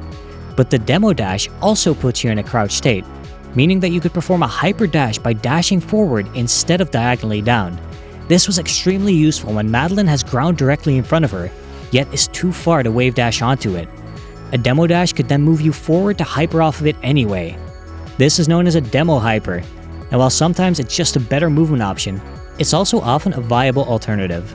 Demo dashes also carry the benefit of moving you slightly further horizontally during the dash compared to dashing diagonally down into the ground, making them great for a lot of extended hyper dashes too, since you'll benefit from the extra horizontal speed when you're on the ground longer to reset your dash. It doesn't even end there. Another use for demo dashes was using them when dashing diagonally up, making it easier for Madeline to slide under walls to perform a wall jump off of the other side. These applications of the demo dash are tricky to spot to the untrained eye, but believe me, they were starting to pop up everywhere in high-level speedruns, and it wouldn't be an exaggeration to say that demo dashes had evolved to become the most important discovery in Celeste speedrunning. And we had to thank Demo Jameson for discovering it. But Demo Jameson had also made another huge contribution to Celeste speedrunning earlier this year, releasing the Celeste Speedrun tool, an extremely in-depth practice mod featuring save states, access to debug tools, teleportation, room timers, statistics, and so much more. Having good practice tools is extremely important for a community to improve, and it isn't always apparent to spectators. Having a tool like this meant that it was much easier to practice these small movement optimizations, being able to quickly retry them with save states, and quickly yet accurately timing your options to learn the best path. Every second that was normally wasted in practice on restarting chapters, moving back, waiting out death animations, recording and comparing segments could now be done so much quicker. Practice was now so much more efficient, and that meant that runners could get better quicker, and that these minor improvements that were so hard to do were now easier to practice. While the tool would obviously never be used in real runs, it was affecting the speedrun significantly as runners got better and more confident.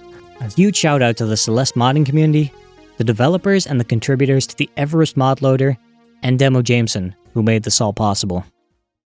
With evolving movement options and more effective practice, it seemed like maybe Celeste speedruns really did still have a long way to go. Perhaps we hadn't even been that close to the peak of what runners could achieve, with TGH still being on top, Chai Kitty being very close, and M Sushi making his way up. It was time for the world record to be improved once again. And so on August 1st, 2019, it happened. At the top of the leaderboard stood a time better than any other at 27 minutes and 43 seconds. A massive improvement over TGH's 27:50, but it wasn't Chai Kitty, it wasn't M Sushi, and it wasn't TGH. It wasn't even a runner in the top 5. Just the day before, he held 6th place with a 28:16. The record was set by Marlon, a German runner who also had indie platformer experience. And wow, Marlon was good. In the 102 days that TGH's world record stood, Marlon had improved so much, setting consistent 1-minute flat Forsaken City times and getting crazy resort cycles, pushing the movement even further with more corner boost and demo hypers, even doing a trick that very few top runners dare to do in the Golden Ridge. Second auto-scroller skip. The Golden Ridge had not one, but 2 moving blocks you normally had to wait for, but skipping part of the second one was even harder than the first. There were many different tricks to do so, even dating back to Moglar finding the first when the game had just released, but they were all too risky for full game runs. But the way Marlon used was a little more modern, starting the moving block and waiting in front of it before extended hyper dashing off of the platform and then doing an extended ultra dash off of the moving block, stacking enough speed to reach the far side of the wall and still having a dash to climb it. A small time save with a big risk, but significant as Marlon cleared the Golden Ridge a whole 5 seconds faster than TGH had. The crazy part was that this didn't even seem close to Marlon's peak, having 3 unintentional deaths in the summit, yet still getting an 8:15 chapter time there showed how much potential he still had. So just 7 days later, he did it again, setting a new world record of 27 minutes and 34 seconds, cleaning up a death in the Celestial Resort and getting the first sub 410 chapter time there in a world record. Following that with what would be the best mirror temple in a record for a while, saving a whole 5 seconds.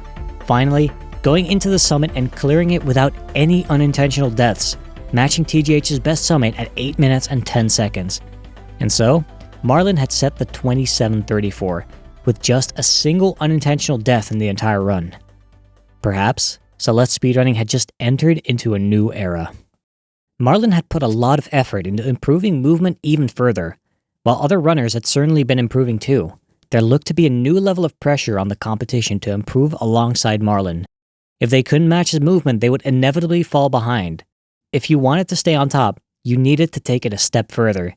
And perhaps one runner had gotten too comfortable where he was. One runner may have had the potential to go even further beyond. TGH was back. And TGH seemed so ready, matching Marlon's city improvements, getting better and better at every chapter. It was like Marlon had only added fuel to TGH's fire, yet TGH stuck to his mindset, still finishing as many runs as he could. And one run that already had a death in the old site made it to the Golden Ridge, when TGH did this.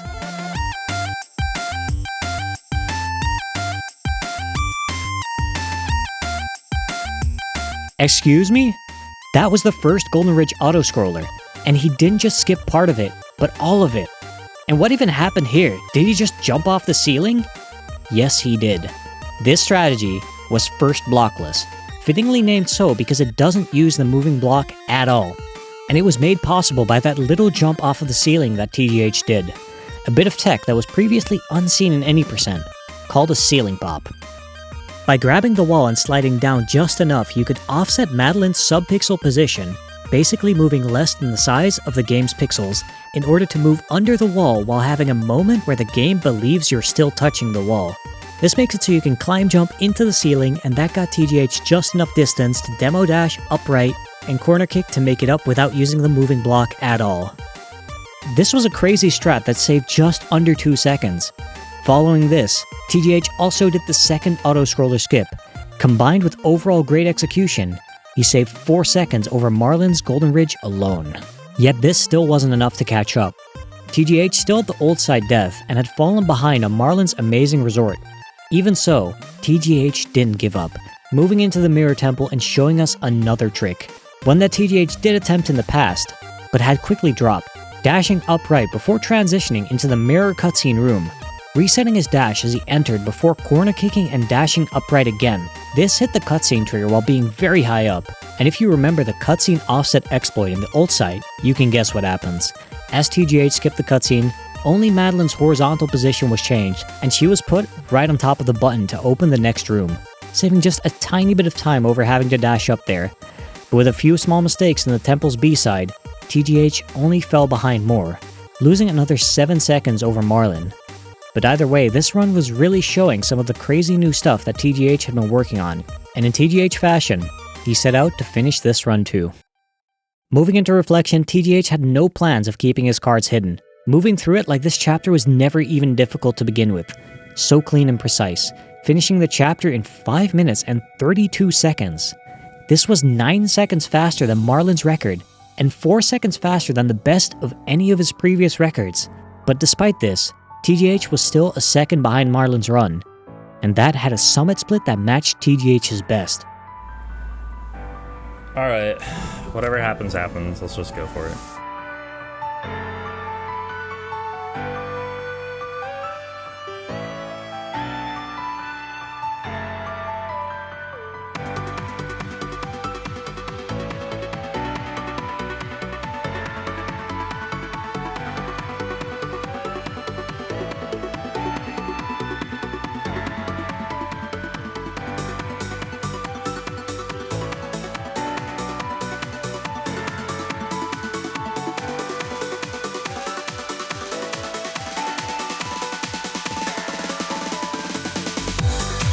In classic TGH fashion, his summit was still getting better, clearing it at 8 minutes and 6 seconds and breaking the world record with a time of 27 minutes and 31 seconds. A beautiful ending that really showcased TGH's strength and his overall mindset on improving by never giving up. And it was supported by those developing and evolving strategies, with the help of practice tools from the modding scene, motivated by competition, and encouraged by the community. As the end of 2019 approached, TGH's 27:31 stood as the new longest standing world record, beating his last, which had stood for 102 days, and TGH had taken a well-deserved break from any percent speedruns. And so December came around. The top of the leaderboard had actually been seeing quite a few changes. Marlin had lowered his personal best all the way down to a 27:34, now only 3 seconds behind TGH. Yet only 2 seconds behind Marlin was Chai Kitty, with 4th being taken by Fledervy and 5th by M Sushi. The top 5 of the leaderboard now all had sub 28 minute times, and the top 3 looked especially exciting as any of them might take the record at any time. And the community was still growing too, recently reaching over 1,000 individual runners on just the Any Percent leaderboard. Out of those 1,000 runners, there could only be one all the way at the top, and it looked like it might have been Chai Kitty's time to shine. He was actively running and his PB was already on world record pace, far into the summit, with unfortunate mistakes in the end. December 10th, 2019, similar scenario. He wasn't far from the world record pace going into the summit, yet he was going up against an 8:06 summit time. But one thing had become clear. Chai Kitty was extremely good at the longer, more intense levels on the run. He was consistent yet fast. With a miracle, this run might still be able to beat TGH's 27:31. A miracle in Chai Kitty's hands. Come on, dude, don't fail me now. We're so close.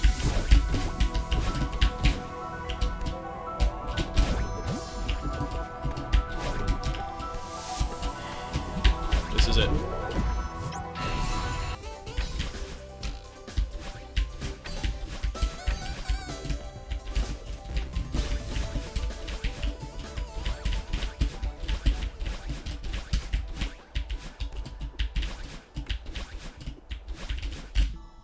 Wait, oh my gosh, I saw 30, wait, hold on a minute. Yes! 27:31! Dude, we did it! With less than 0.2 seconds to spare, Chai Kitty beat the record that had stood for 112 days, getting an absolutely next level summit time at 8 minutes and 2 seconds. A narrow yet very well deserved victory. At the top of the leaderboard stood Chai Kitty with a 27 minute, 31 second, and 346 millisecond time, and as the year turned to 2020, that name stayed there. 2019 had been huge for Celeste Speedruns. The start of the year was shaken up with Prologue Skip and Fledervy going on absolute tear, followed by steady improvements by TGH, every improvement being exponentially tougher than the last. It seemed like any percent speedruns would slow down there, but then Marlin improved by leaps and bounds, and TGH followed quickly. Finally, right at the end of the year, Chai Kitty, who had been fighting for his top spot, took it all the way. It had been a great year for the speedrun, but 2020 would be even better. At the start of the chapter Reflection, Madeline has a dream in which she comes to a conclusion. That part of her that was the cause of her fears and anxiety was something she believed she should let go.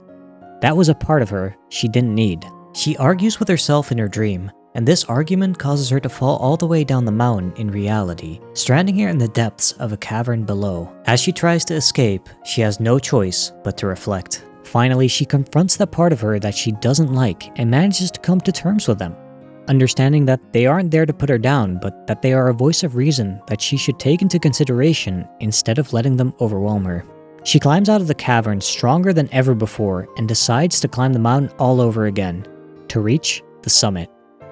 In a vaguely similar manner, Celeste's top runners also had something that they had attempted to let go, a strategy that was somewhat dismissed by runners. A strategy so difficult, so risky, and so hard to make worth it. A strategy that spectators had barely even heard about. Rewinding back to late 2018, it was the runner called Revolution who, fitting with his username, completed an any percent run with the Mirror Temple's B-side, a strategy that then became the standard in top-level speedruns.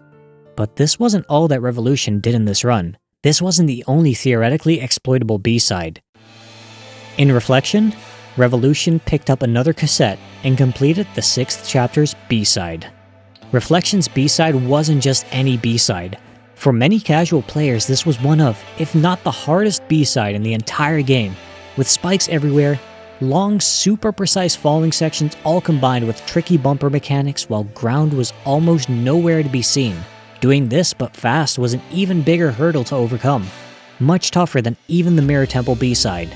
The amount of time you would realistically save by doing this was also extremely dependent on just how well you could perform this extremely hard B-side. With just a few mistakes, it would already cost you time instead of gaining any, and avoiding these types of mistakes was already hard enough in the base chapter. Runners had a choice: do an extremely hard chapter late into the run, relearning a good chunk of the speedrun and risk it all for a potential minor time save, or keep the status quo and save time elsewhere. The community wasn't ready for the 6th chapter's B-side. But now in January 2020, there was just one top runner who was ready to take the plunge, to embrace 6B as part of their runs. A runner who had recently shook things up would do it again. Marlin started going for a Reflection B-side in any percent speedruns. On January 11th, 2020, Marlin set a new world record of 27 minutes, 30 seconds, and 989 milliseconds, the first world record using 6B. And now, the top 3 runs were all within just half a second of each other. But don't misunderstand, in this run 6B was more of a liability, as Marlin cleared it in 5 minutes and 45 seconds, while he could get a low 5:30 with the A-side. Instead, this run was made possible by an extremely good early game. All first 4 chapters were each faster than they had ever been in a record. Imagine if a run like this had a solid A-side Reflection instead. Just 3 days later, Chai Kitty took back the world record with a 27:29, just over a second of improvement. An amazing run, but Chai Kitty was not attempting to do 6B. While he couldn't keep up with the outstanding beginning of Marlin's run, his super consistent and fast endgame more than made up for it. And who can argue with results? Just 2 days later, Chai Kitty did it again, this time improving the world record down to 27 minutes and 28 seconds. Another small, yet still significant improvement that again had an outstanding endgame, with a 531 reflection and 803 summit. Understandably, Chai Kitty was still sticking to doing Chapter 6 normally. Maybe it just really wasn't time for 6B yet. But Marlin wasn't going to give up. Marlin had kept grinding 6B. Losing runs there didn't discourage him. He believed in the strategy and he believed in his ability. Marlin was determined. On January 23rd, 2020, Marlin managed another outstanding beginning. This time also having an absolutely top-level mirror temple. He had built a huge lead over Chai Kitty's record and nobody would blame him for playing it safe at this point. Yet Marlin picked up that cassette and played the Reflection B-side. I first heard of Celeste by watching Oddbot play it very early on Twitch. Must have been within a few months of its release. Back then I thought Celeste's movement looked clunky and not that enjoyable compared to other platformers I knew, which was a very wrong assertion back then. Eventually I checked out the game myself mid-2018 and thought it was very good, so I kept playing. My favorite part of Celeste is probably the movement system and generally open level design. There are a lot of different ways to clear each screen, which inspires a lot of creativity and variety in coming up with and refining strats. The movement also just feels better and better the more you figure out all the small details. So what's your approach to practicing and getting better? I've generally just played the parts I felt like I would enjoy playing in any given moment or felt like I could realistically improve next. Being able to set new best times for a given chapter or even just a section of a given chapter feels rewarding and is part of the fun. So picking the parts that feel most improvable probably is a natural consequence of that. For Celeste specifically, what helped me was also to look at my movement on a very detailed level by using the Speedrun tool mod. It's very handy and is widely used amongst Celeste runners.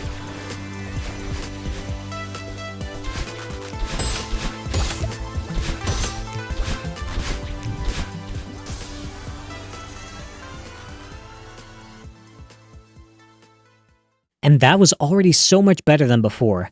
But even this reflection only clocked in at 5 minutes and 33 seconds. Still, just a little slower than a good 6A. But Marlin hadn't lost his big lead and closed out the run at 27 minutes and 22 seconds, setting a new world record. Though in this record, his summit time was actually only an 8:16 after quite a few mistakes. If Marlin could get his summit as good as Chai Kitty's, he could potentially save well over 10 seconds there. But with 6B being in the way, he wouldn't get a chance to do so very often. Even so, Marlin kept believing in the strategy. Another 9 days later, he set a new world record of 27 minutes and 18 seconds, a 5:44 reflection time, worse again than his last run, yet impressively still being able to make up for it through the other chapters. The Reflection B-side was just so inconsistent.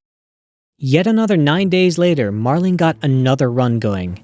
Unfortunately, after some deaths in the Golden Ridge, and a good but not great mirror temple, this was a run where Marlin absolutely needed to make 6B worth it.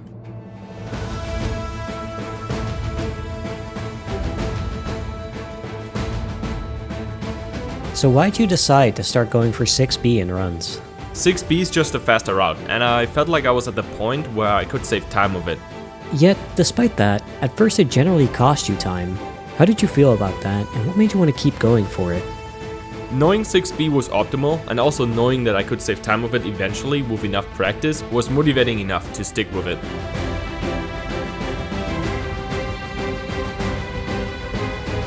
I think I also had a bit of practice in 6B, because I learned it for all red berry runs at that time, where its time save is more significant than in any percent. So the thought, might as well apply what I learned, also played a role there.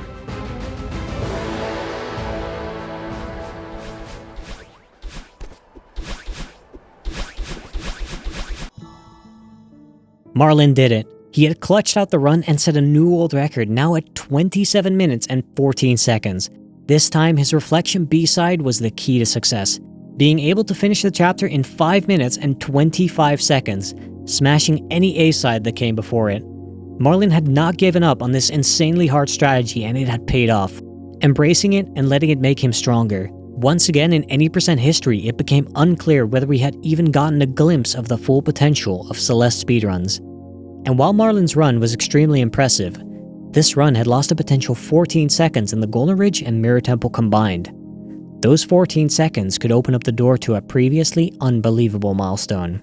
A sub-27 run, might just be possible. While going for 6B in runs was something the vast majority of runners didn't want to attempt yet, there was one runner who we just cannot forget. A runner that only seems to get stronger with every push. Of course, joining Marlin and going for 6B was TGH, the seemingly unstoppable force. Yet another 9 days later, TGH got a run that followed closely behind Marlin's record as he exited the Mirror Temple. TGH went into reflection, grabbed the B-side cassette and clutched it, setting a 5:27 reflection time, only 2 seconds slower than Marlin's insane time. While he was still behind, you should absolutely know by now that this is the situation that TGH thrives in. He had been pushed to improve his reflection by Marlin, and now he had taken a page from Chai Kitty's book and took it a step further.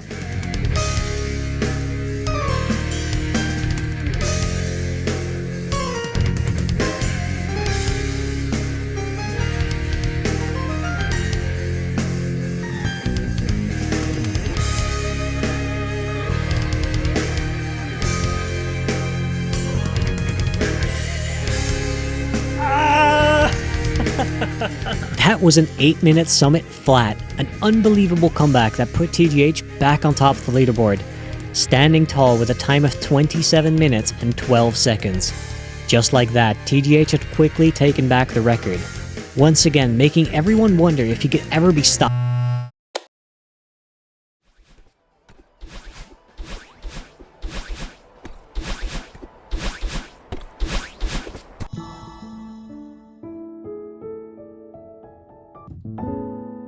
The very same day, Marlin sets a 27:10, cleaning up many of the early mistakes of his last run and being on unbelievable pace into the summit. For so long, TGH had been a Titan who always ended back on top, but with Marlin, this didn't seem like a given anymore. Marlin was just so good and really pushed himself to the extreme. While speedruns of Celeste had always clearly been evolving, with competition like this, it evolved even faster. World records getting broken so quickly over and over again hadn't happened in a long time. Wasting no time, Marlin extended his lead just 9 days later, saving another second over the world record, now at 27 minutes and 9 seconds. Breaking the 27-minute barrier was now less than 10 seconds away, and runs weren't fully optimized yet. The addition of 6B had really thrown off the balanced runs we had seen before. Total deaths and runs had gone up significantly too. Sub 27 was really possible. While movement was still improving here and there, it would mostly come down to getting an overall clean run, with the extremely difficult 6B route included. With a clear goal in sight, the two Titans started a historical race to the top.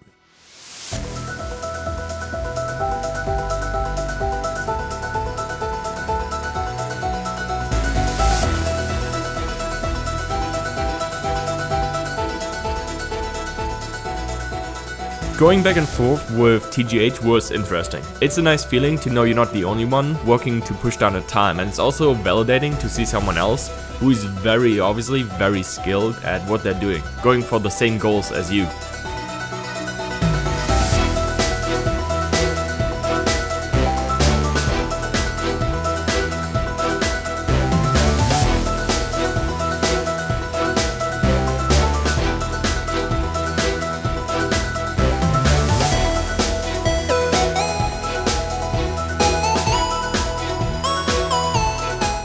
I can't say enough good things about Marlin and Chai and their work ethics. It's funny because like I don't really have this in many other communities at all, but like all these folks I've actually been able to meet up with in real life. But Marlin is just like his work ethic shines.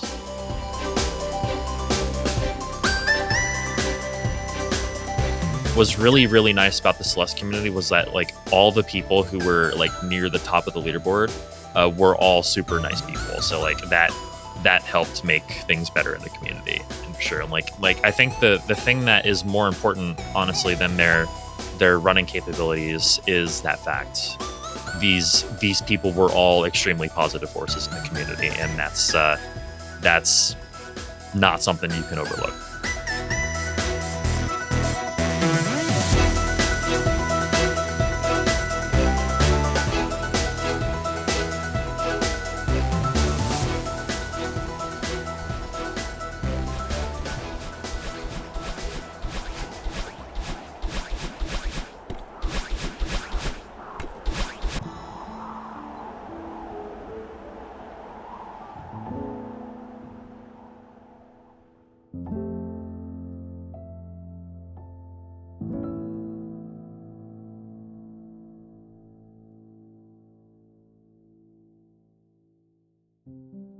After an intense month filled with close attempts, Marlon was the one who set the first sub 27 minute time at 26 minutes and 57 seconds on May 1st, 2020. A time so fast nobody could have even imagined it until a month ago. He had even set 3 27-minute best times, each less than a second off of the goal, which just goes to show how little breathing room there was left. This new world record was absolutely stunning. A low 58 Forsaken City, a 141 Old Site, a 406 Celestial Resort, a 231 Golden Ridge, a 328 Mirror Temple, a 526 Reflection, and finally an 806 Summit. These chapter times ranged from amazing to great, a beautifully balanced run with very few obvious mistakes. A milestone and a journey. Thanks to his strong determination, Marlon firmly stood at the peak. Exhausted, yet satisfied. He stepped back from the game. As for TGH, he moved on to different speedruns as well as more variety streaming content. Burned by the intense grind he just went through, he too took a well-deserved rest. While early 2020 was filled with action, the rest of the year was silent. It was no surprise, the top 2 had pulled so far ahead and now they were out of the game. Nobody else even had a low 27 time. Beating a sub 27 seemed out of the question. Even Chai Kitty and Msushi hadn't posted any new times. The golden age of Celeste seemed to have finally reached an end, at least when it came to top level Any% runs. The community was still growing with the Any% leaderboard having almost 2,000 individual runners, and community events were still going strong. The Celeste speedrunning scene was healthier than ever before, but it seemed like there was nobody with the skill to take the top spot. Every chapter of the world's best run was just so good. But what if I told you that there have been people that could do these chapters faster, sometimes considerably so? This is seen on the IL leaderboard. The IL leaderboard contains individual level speedruns. In other words, speedruns of a single chapter. When you're running just one chapter instead of the entire game, you waste much less time by resetting, so these IL speedruns contain some of the hardest and riskiest strats that humans could pull off. While Any% valued a balance of consistency and speed, IL speedruns lean much more towards high risk, high reward. A lot of Any% runners were active on the IL leaderboards too, like Marlon and Chai Kitty who held top spots on many chapters. But at the top of these leaderboards there were also names of runners that weren't all that known in Any% speedruns. 2 notable ones were Zcad and Babai. Both are extremely skilled players. Babai was the very same person who discovered Bub's Drop, and Zcad was the mind behind Lake Skip. Both already had a legacy, but not so much in Any%.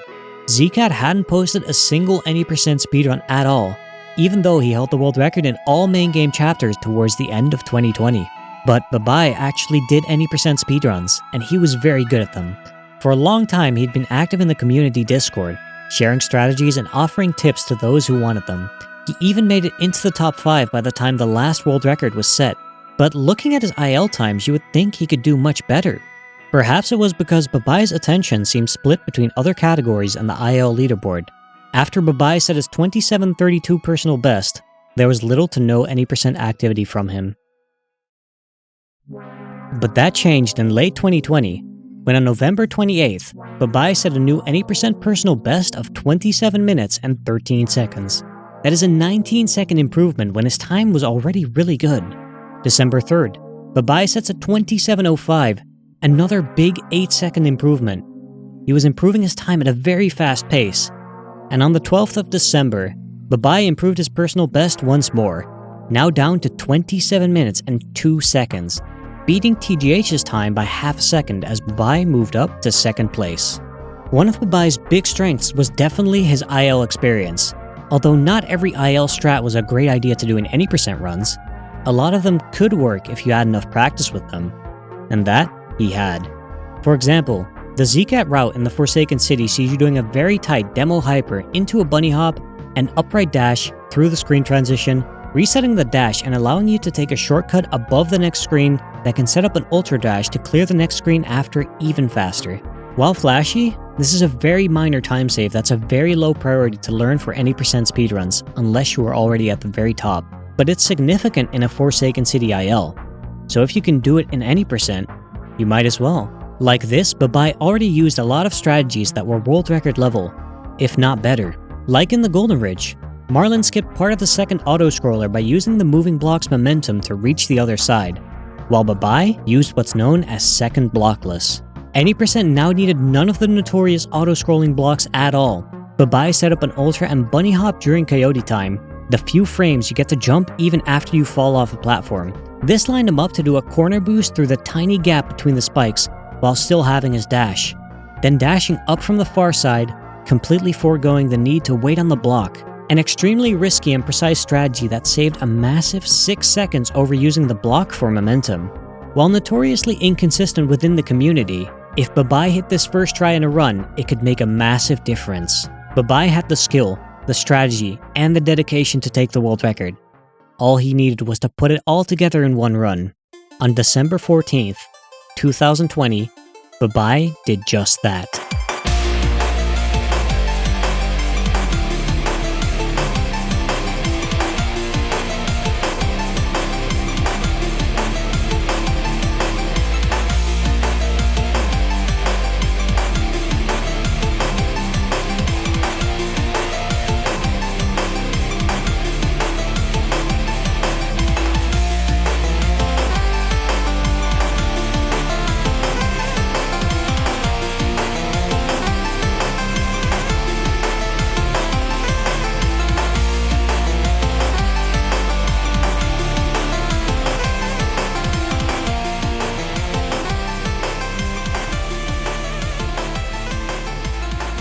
It had been 8 months since Marlin's 26:57, and Babai just beat it with a 26:56.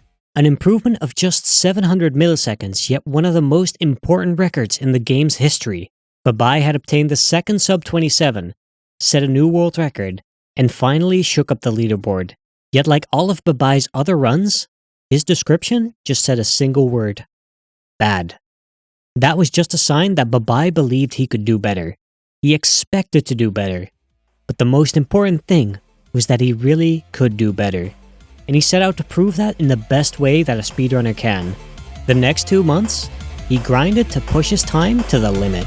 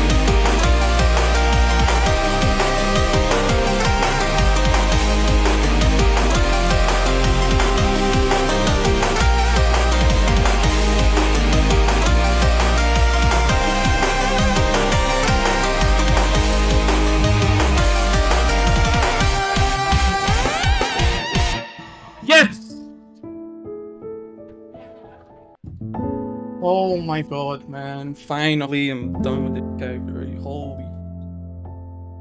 After an intense grind spanning over 2 months, Babai managed to improve the world record another 4 times and lower it all the way down to 26 minutes and 29 seconds, from just barely being under 27 minutes to being in the lower half. Such huge improvements were made possible by chapter times that were previously unheard of. When it comes to milestone chapter times in world records, Babai achieved the first 57 Forsaken City, the first sub-140 Old Site, the first sub-4 minute Celestial Resort, a low 220 Golden Ridge time, a 325 Mirror Temple, a sub-520 Reflection, and the Holy Grail, a sub-8 Summit. A milestone on every chapter. Granted, these didn't all happen in the same run, they were definitely a testament to Babai's efforts across the entire game. He hadn't just set an amazing run, but he raised the standard for top runs by a mile. No more new flashy discoveries, no big routing changes, just pure movement optimization. Unfortunately, but not undeserved, this was when Babai decided that he was done with Celeste Any Speedruns. While Babai was now in first, the leaderboard hadn't changed much otherwise. Chai Kitty made a comeback and lowered his time to 27 minutes and 18 seconds. and a new runner called Tiber CHSL made it into the top 5. But the top 3, consisting of Babai, Marlin, and TGH, had now all gone inactive. But the overall community was still thriving. As 2021 progressed, we would see the third person to get a sub 27-minute time, a runner named Coral Reef who set a time of 26 minutes and 59 seconds. Yes! But other than that, there were still few changes. That was until the end of June when a big event took place within the Celeste speedrunning community. It was the 2021 Celeste Summer Open, an any % race tournament that anyone could sign up for. It had group stages and multiple skill divisions to keep it fun and exciting for everyone. With around 100 players entering, this was one of the biggest speedrunning tournaments, and it would be broken up into multiple phases all the way into October. And entering were some big names.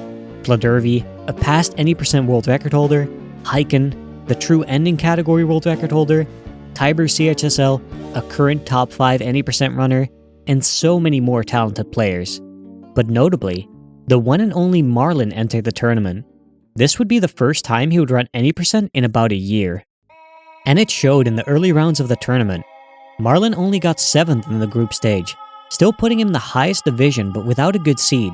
Then in bracket he lost to Aleph Null, but this was a double elimination bracket. He still had a chance. He climbed the losers bracket and eventually took out some of the big up-and-comers, like Isaac, Tiber, and Profnyan.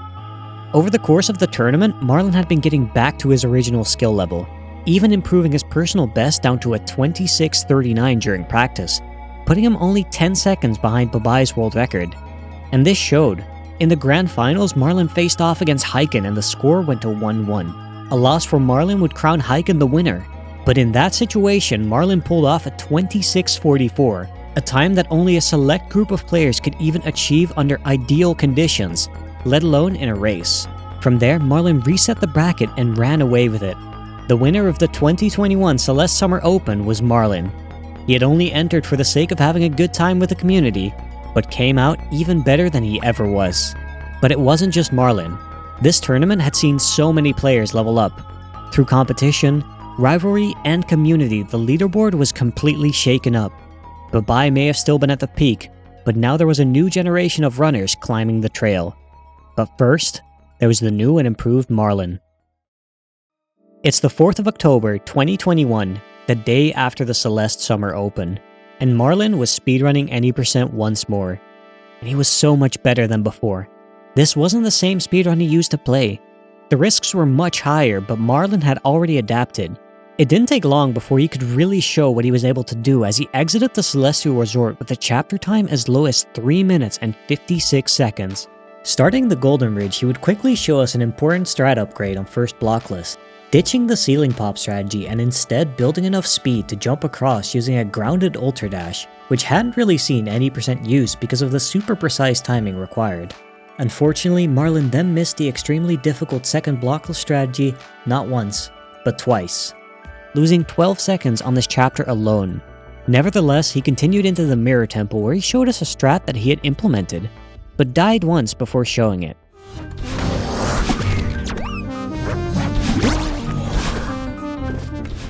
This was pillarless, and it skipped having to hang on to the breakable walls by very precisely using the knockback from the Seeker's Revival to launch all the way below the last wall before dashing upright and corner kicking off of the side. Yet Marlin lost another 3 seconds here over the world record.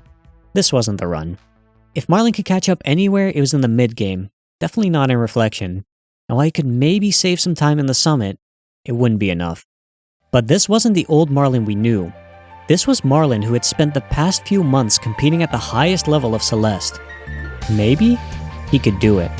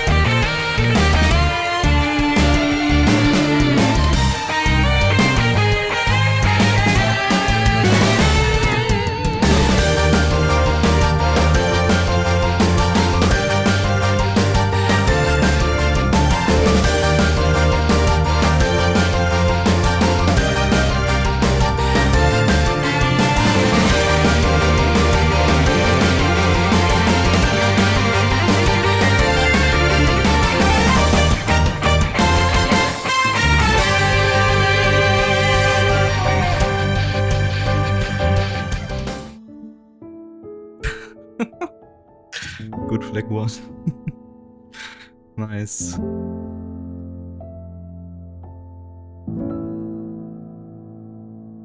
"26 minutes and 23 seconds.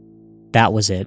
Through an outstanding endgame, the determination to never give up, and the skill to make the impossible possible, Marlon sat at the peak.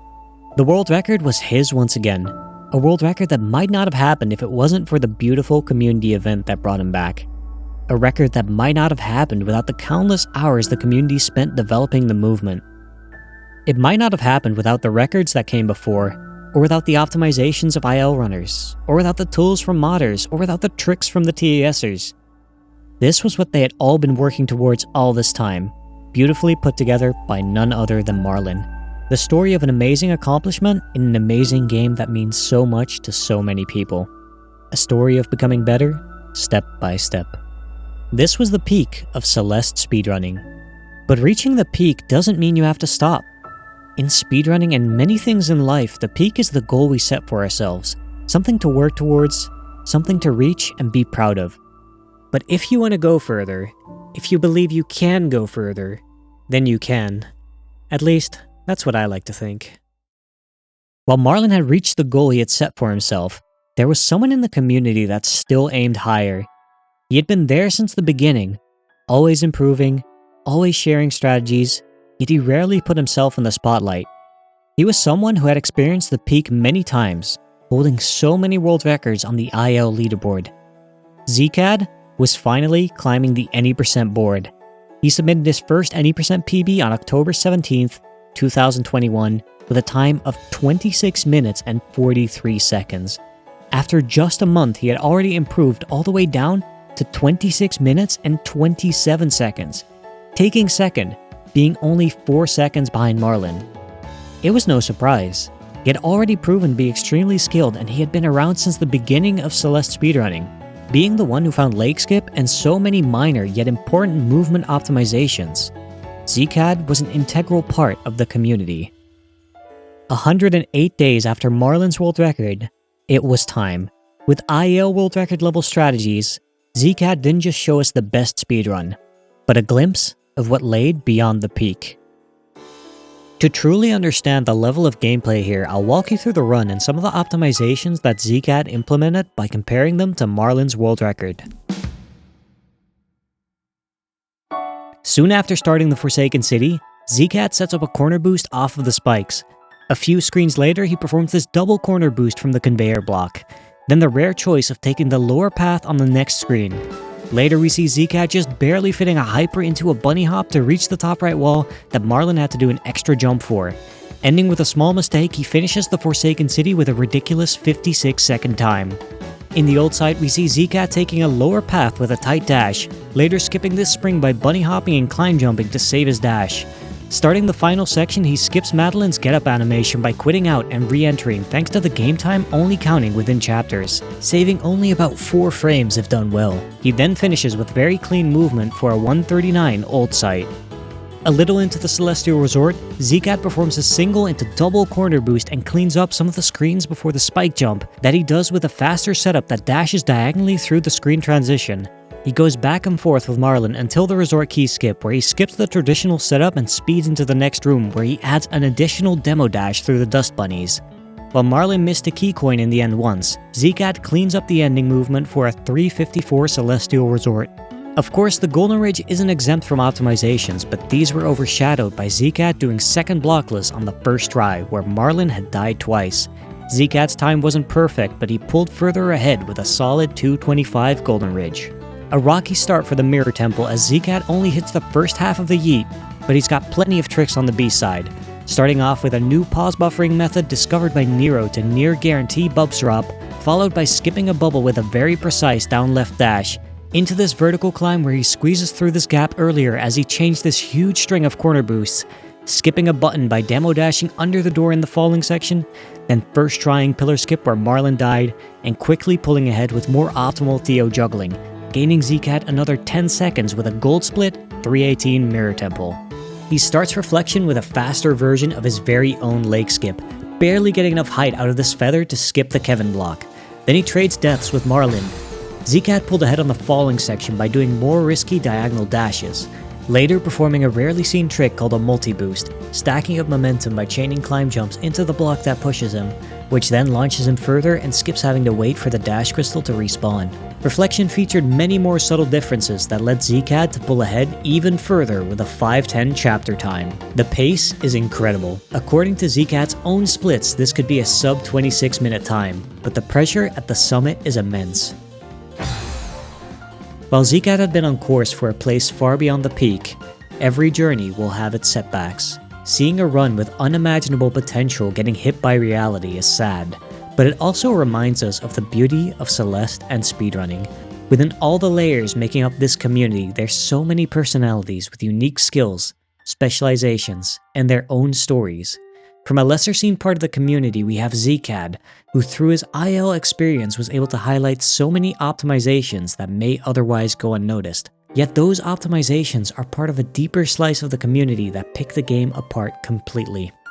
But when we get that glimpse of the work that's been done in the shadows, what we know can be completely turned on its head.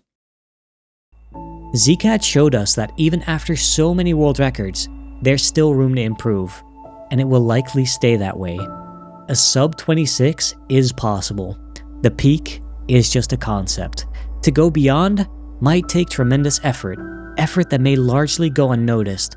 But on this day, Zcad let a community dream and set a world record of 26 minutes and 14 seconds. Yet, despite how much more potential Zcad clearly had in any percent, that's where he stopped. And not even for any profound reason, he simply ran into some technical issues for a while and didn't revisit the category after. Zcad was done. Marlin was satisfied and Babai had long moved on. These players had broken away so far from the rest that for the first time in Celeste's relatively short, yet extremely dense history, there was true silence at the peak. That's where our story would end. That's where I thought it would end. To get a little meta here, I started this project way too long ago. I had big hopes of making this an awesome story to try to make one of the best speedrunning history videos out there. It was never going to be easy, but the expectations I set for myself were overwhelming, and they still are. I highly respect the Celeste community, and I'm truly amazed at what they've achieved. If I am to make a video on their work, then it's only right that it matches the effort that they've put in. That's part of why this took so long, and committing so much time to making something so big, mostly by myself, is stressful and lonely. But this isn't about me. As a matter of fact, I think everyone feels this way at one point or another. That's why for me, it's comforting to see other people push their limits, to struggle, then succeed. And maybe that's why speedrunning is so special to me. Maybe that's why the silence at the peak of Celeste's leaderboard was bound to be broken. 7 months after Zcad had shown the community the potential of a sub 26 minute run, the new generation finally caught up. The generation that was going to go beyond. Our eyes are on Isaac Tay, running the game since 2020 and clearly on the rise since the Celeste Summer Open. Isaac brought back balanced gameplay. Where Zcad had a ridiculous run yet a far below his potential summit, Isaac kept his chapter times a lot more steady. This wasn't from a lack of risk-taking though, as Isaac's Celestial Resort featured the Understrat, a strat that bunny hops out of one of the earlier Oshiro cutscenes and then ultra dashes under the room's first wall, traveling barely far enough before hitting the death barrier that Isaac manages to dash up and wall bounce, saving roughly 0.8 seconds. Unsurprisingly though, this run still falls behind the pace that Zcad had, but Isaac won back some time in the Golden Ridge and kept it close enough, until the summit. Where Zcad fell apart, Isaac could shine. With very similar summit strategies, yet 3 less deaths, Isaac narrowly pulls ahead. Oh my god. The record is 26 minutes and 12 seconds. Isaac wasn't going to stop riding this momentum. Improvements at this point are so subtle that while I would love to show every single room side by side, it'd be better to let the numbers do the talking. A month later, another record, going back and forth on his chapter times with an uncharacteristically rough mirror temple, yet an astounding 5:06 reflection time. Isaac reached the summit, a summit that he had conquered, with no deaths and a 7:48 chapter time, 11 seconds faster than the last record summit, This made for a total record improvement of 8 seconds. At 26:04, the sub-26 dream was absolutely real. And dream, he did. I kind of got into Celeste speedrunning a little bit by accident. Like, I was just doing a few, like, runs for fun. But you got hooked. Yeah, I think just the movement is so much fun. It's so fluid and consistent and just one of the most fun games I've played in terms of movement.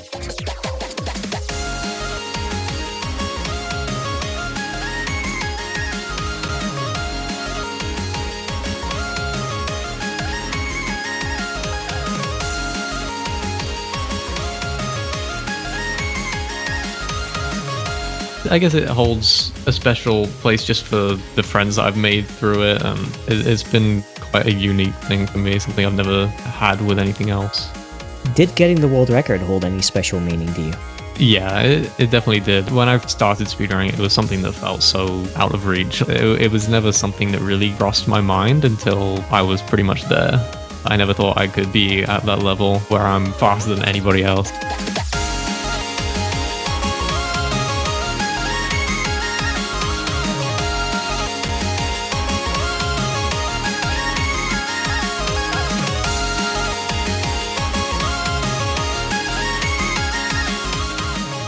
I felt like I would be able to get a 25 like before I even had the any percent world record. I'd already grinded the ILs for it, and I knew what I had to do. I just had to be consistent.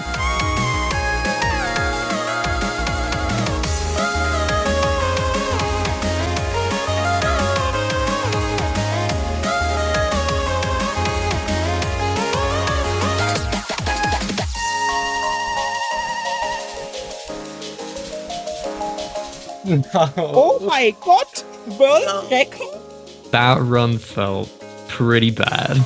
It's kind of a weird one because it's still a world record. I feel like when I got that, the only thing that was really on my mind was that it was too slow.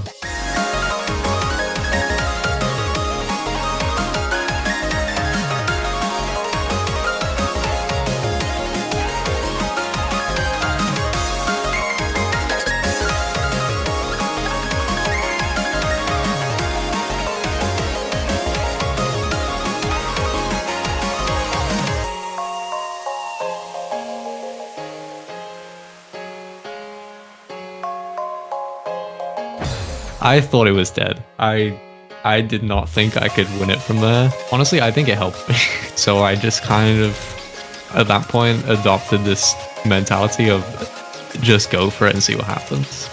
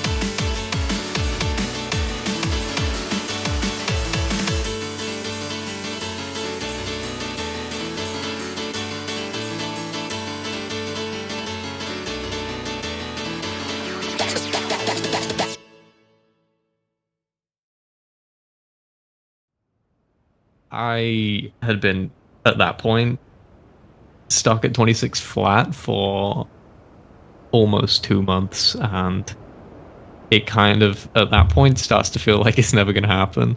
Just to finally get that done, it was a lot of relief, and I just couldn't believe it.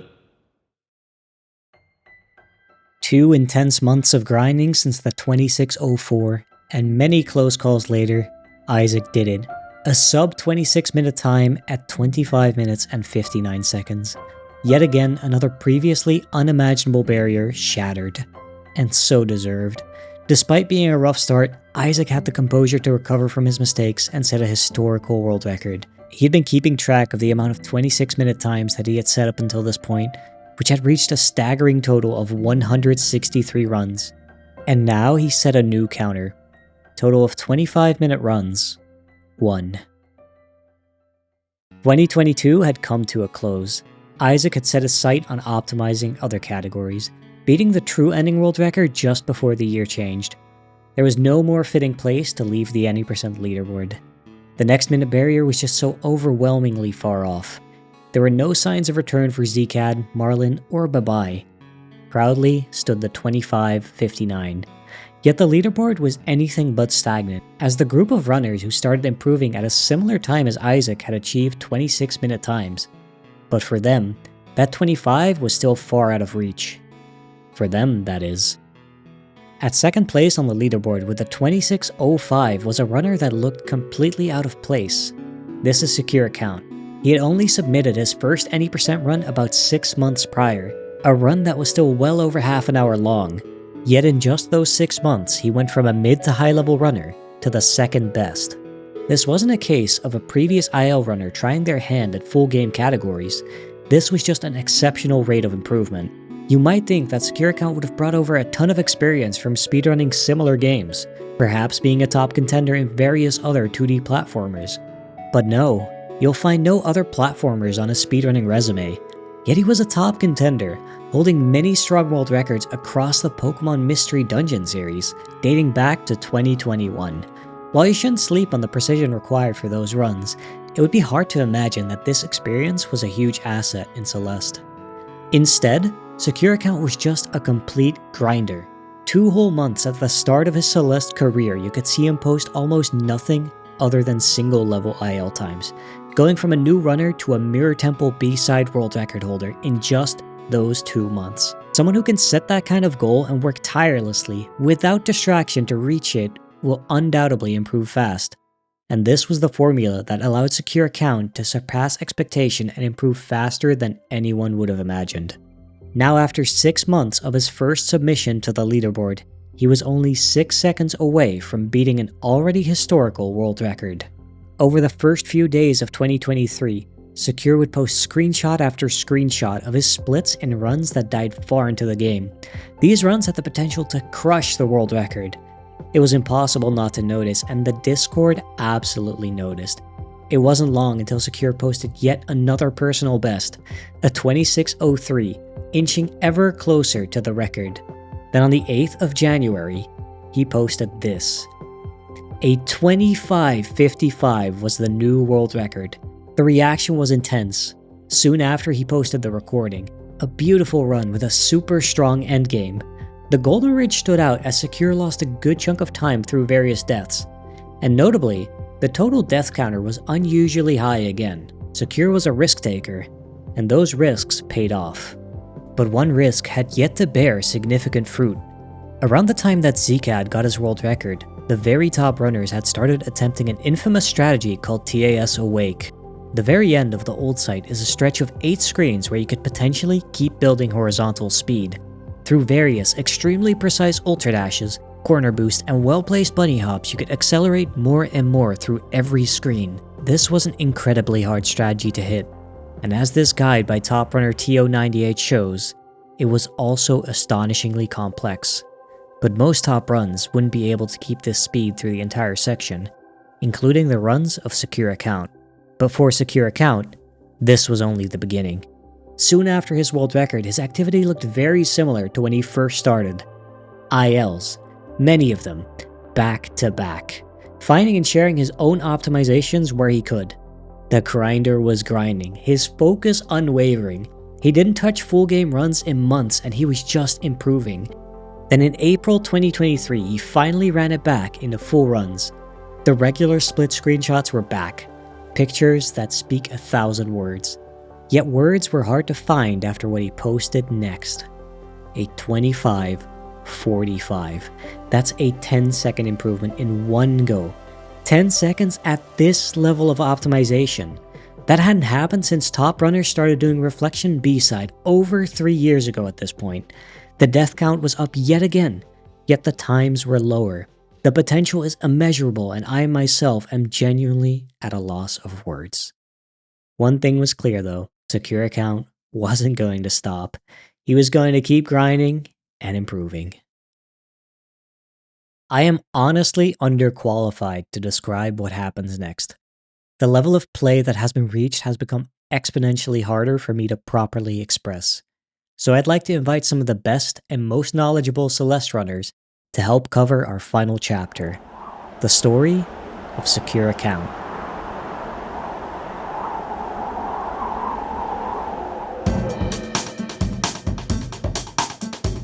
I first really became aware of Celeste back in like 2020 or 2021. Back then I was running Pokemon Mystery Dungeon and Fledervy was pretty active in some of the P&D streamers communities at the time. I also remember at some point watching the grand finals for an old Celeste Any tourney where Flag got world record in a race against TGH. From then until March of 2022, Celeste didn't really enter my mind until I came across the itch.io bundle for Ukraine relief. I bought the bundle and Celeste was one of the first games I played and I really enjoyed it, so I ended up being curious enough to look into speedrunning it. He just kind of appeared, no one knew who he was, and then he's just setting crazy times. I think Secure Account is just really thorough in his approach to the game, in his practice, in his labbing. He just finds every small detail and optimizes everything to the maximum in a way that is as easy as possible to repeat over and over again. Watch any Secure Account run. If you like frame advance it, you'll notice that he gets so many like frame perfect landing, absolute on the limit. What Secure does really well is picking out actually what strats are viable for him. Because you think, oh yeah, he just does all the fastest strats, but no, he actually does not. It's still important to know what is the full game viable strat or not. There are some small things that just make his gameplay consistent. The strats are actually not the most impressive part, it's his movement optimization.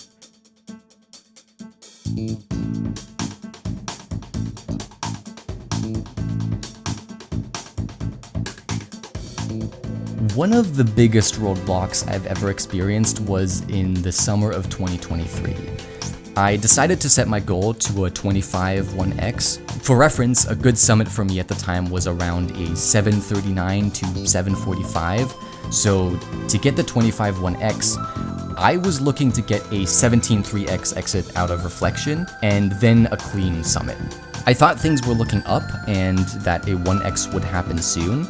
However, for the next month, I had one of the coldest streaks I've ever experienced. I didn't get a single 17 3x exit until I finally got another 1738, which ended up finishing as the 2519.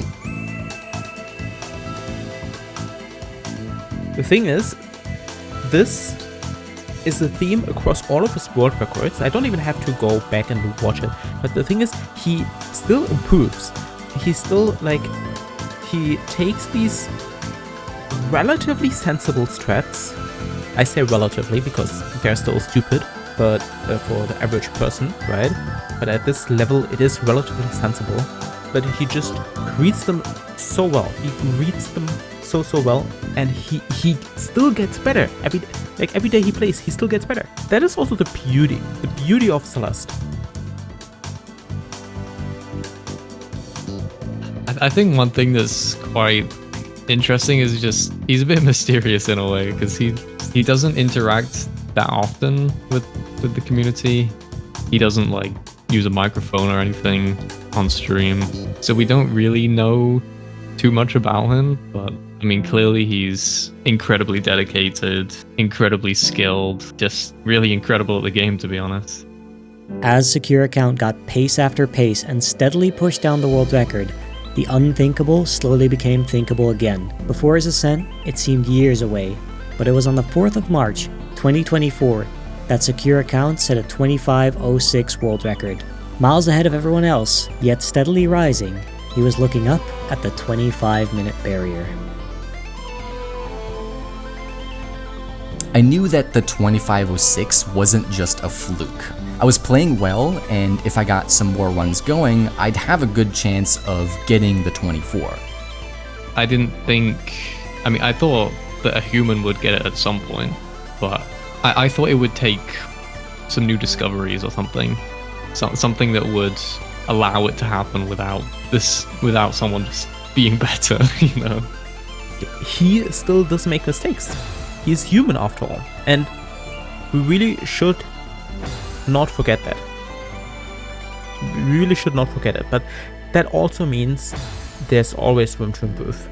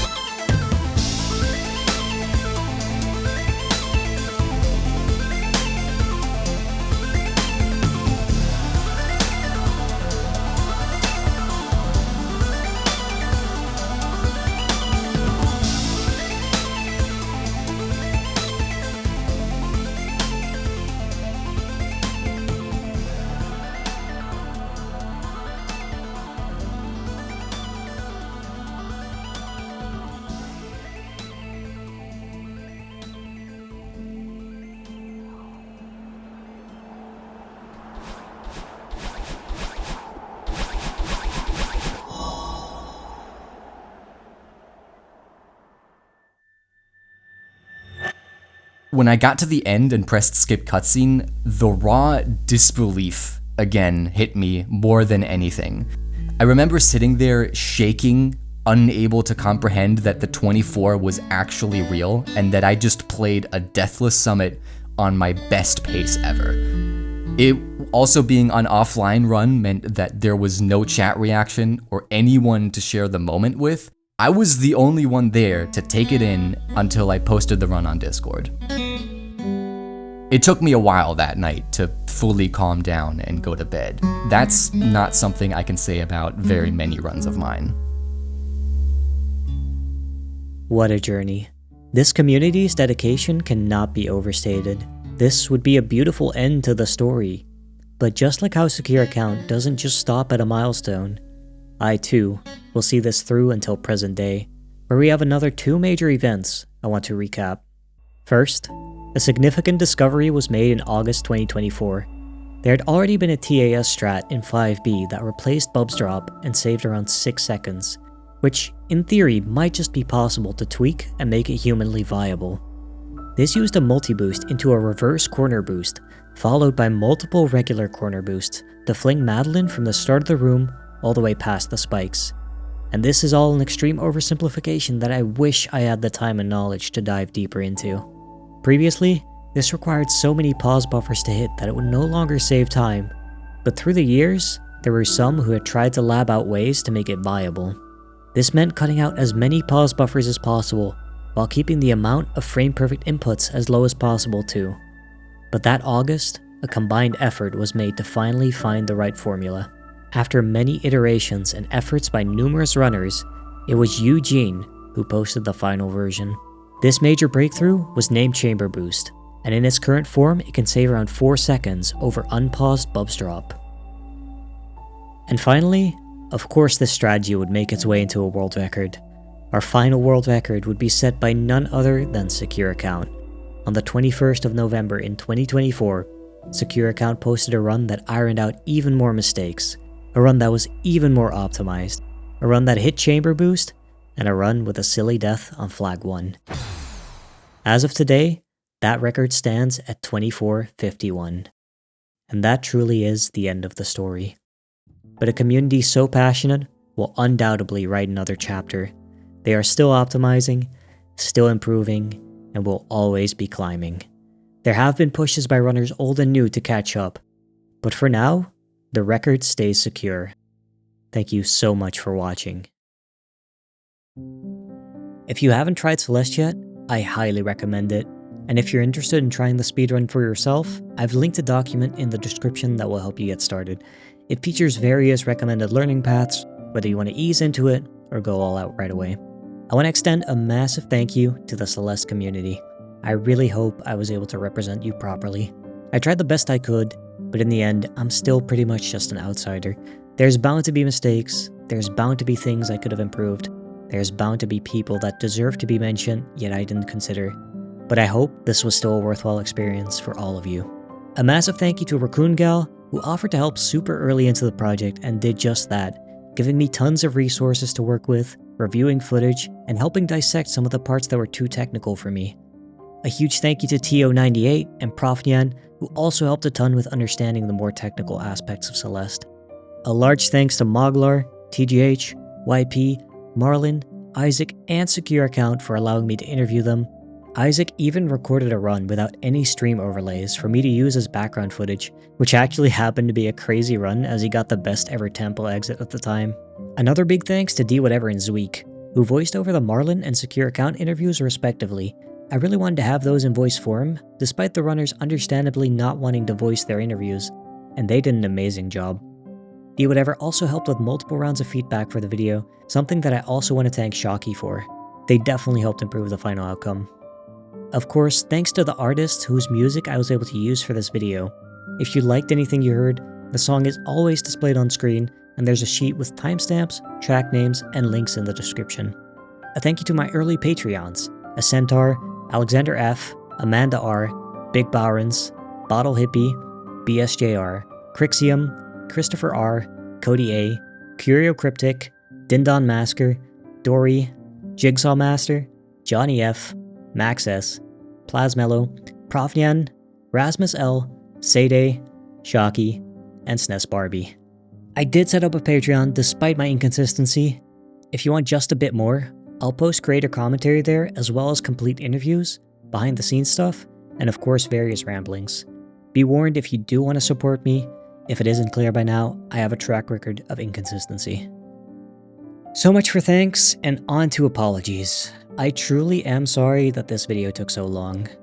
Now I'm gonna get personal, and if you're not interested, I don't blame you, but here goes. After the success of the Hobbit video, I knew I wanted to make more. I've actually had many attempts at becoming a creator in the past and they didn't work out. But that video was a glimmer of hope on a project that I was truly able to pour my heart into. My life hasn't felt very fulfilling, especially in the jobs I've had. So I decided to risk it, quit, and full send this new project while living cheaply off of my savings. I had a good productive start and lofty goals, but it quickly became clear that I bit off a lot more than I could chew.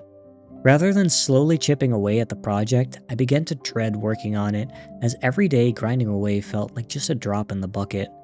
Combine that with the uncertainty of this paying off, and the feeling of responsibility to make this video as good as possible. It was a lot to handle, and I'm not great at handling. Then I had the comfort of living off of my savings. I didn't spend too much, and managed to find a place to live relatively cheaply, so there wasn't too much urgency. But almost every day I thought about this project, and every day I felt a bit more guilty about the slow progress.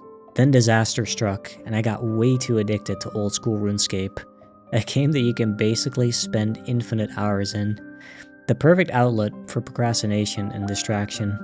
And with the guilt of not finishing what I'd set out to do, real life happened, followed by me becoming increasingly unhappy about my living situation. I ended up putting my life in complete stasis. Shoutouts to the Simple Flips OSRS clan though for keeping me company on my dark days, even if you did snipe my T-bows.